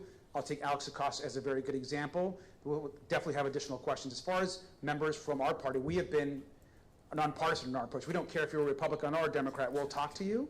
And I think we said earlier that we have additional questions. I want to understand why Merrick Garland in the former Justice Department, under the Biden administration, did little to nothing to bring justice for the survivors or have additional prosecutions. And so Merrick Garland, for me, is at the top of that list of folks that we need to speak to and ask questions of. And I think there are a variety of other folks. I don't know if anyone else wants to add to that. There's a variety of other folks who we want to speak with. Yes. Yes, Representative Garcia, Dave Goldman, WPTV. It was hailed as a victory when the bill passed the House where the files were going to be released. And yet you heard today that while a few reputations have been taken with individuals, people abroad have been investigated, that the names of the survivors came out. What do you do moving forward to try to prevent that? And to get names of the perpetrators released when your own survivors today said they don't have a lot of confidence in that. I mean, I put the blame squarely on former Attorney General Pam Bondi for that. She has had a direct hand in this cover-up from the beginning. Not only did they move slowly, but they were sloppy. We heard from survivors, as you mentioned, that their lives have been destroyed while names of men and co-conspirators who committed the crimes were redacted. So I think that there needs to be that's why we need to hear from Pam Bondi at the end of this month, under oath, on camera in front of the American people, because she is to blame for this, and there should be, I believe, accountability for her and for what she did here. She has ruined lives. I mean, we heard such devastating stories today about people's children hearing these stories for the first time, women whose details of their sexual assault and abuse was revealed because of the botching of these files. The law was very clear that any personally identifiable information as it pertains to survivors should have been redacted. This is not an accident. The Department of Justice chose to do this because they want to silence people. They want this to go away. Donald Trump has made that abundantly clear. He's directed his staff to make sure that happens, and I believe that the reason these mistakes were made was, again, not an accident and at the direction of Pam Bondi. And moreover, I would just say that what this proves, the fact that none of our Republican colleagues are here today. For Democrats, this is not a midterm campaign strategy. This is not about political gamesmanship or upsmanship, but clearly for them, fighting for the naming the Epstein files in their campaigning. The Epstein files, by the way, are real people. These are real people's lives, right? That was just purely political for them. As proven by their obstruction and by their defiance and their unwillingness to comply with legally binding subpoenas. And then finally, I would just say something that really just stayed with me today. There have been so many instances of insult to injury. Not only were vile acts committed by this vermin in their predator, pedophile Ponzi scheme that is a lifetime sentence for these survivors. This trauma is showing up and manifesting in their lives in so many ways. But it is insult to injury that there was an institutional betrayal by law enforcement, by the Department of Justice, and now today by House Republicans.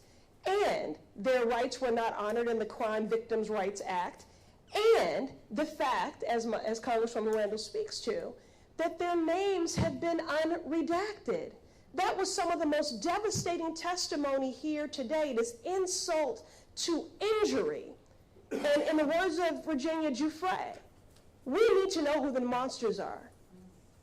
We need to follow every single road. We don't care if they're Democrat, Republican, independent, what state they live in, what their job is, if they're a politician, if they're a president, or if even they are a prince. We will follow all roads because this is not political for us. This is deeply personal. This is about these survivors and their families. And every monster, in the words of Virginia Giuffre, needs to be named and shamed because they could still be out there committing these evil, vile acts. Okay, last question. Okay, I want to know if former state attorney, Mr. Fisher, if he's been invited to testify, and what could his testimony yield and give to the public? What I can say is that we have invited some former Florida officials to testify voluntarily. That has yet to happen, and so we are prepared to compel testimony in the future. That's something that we're looking at right now. Thank you very much.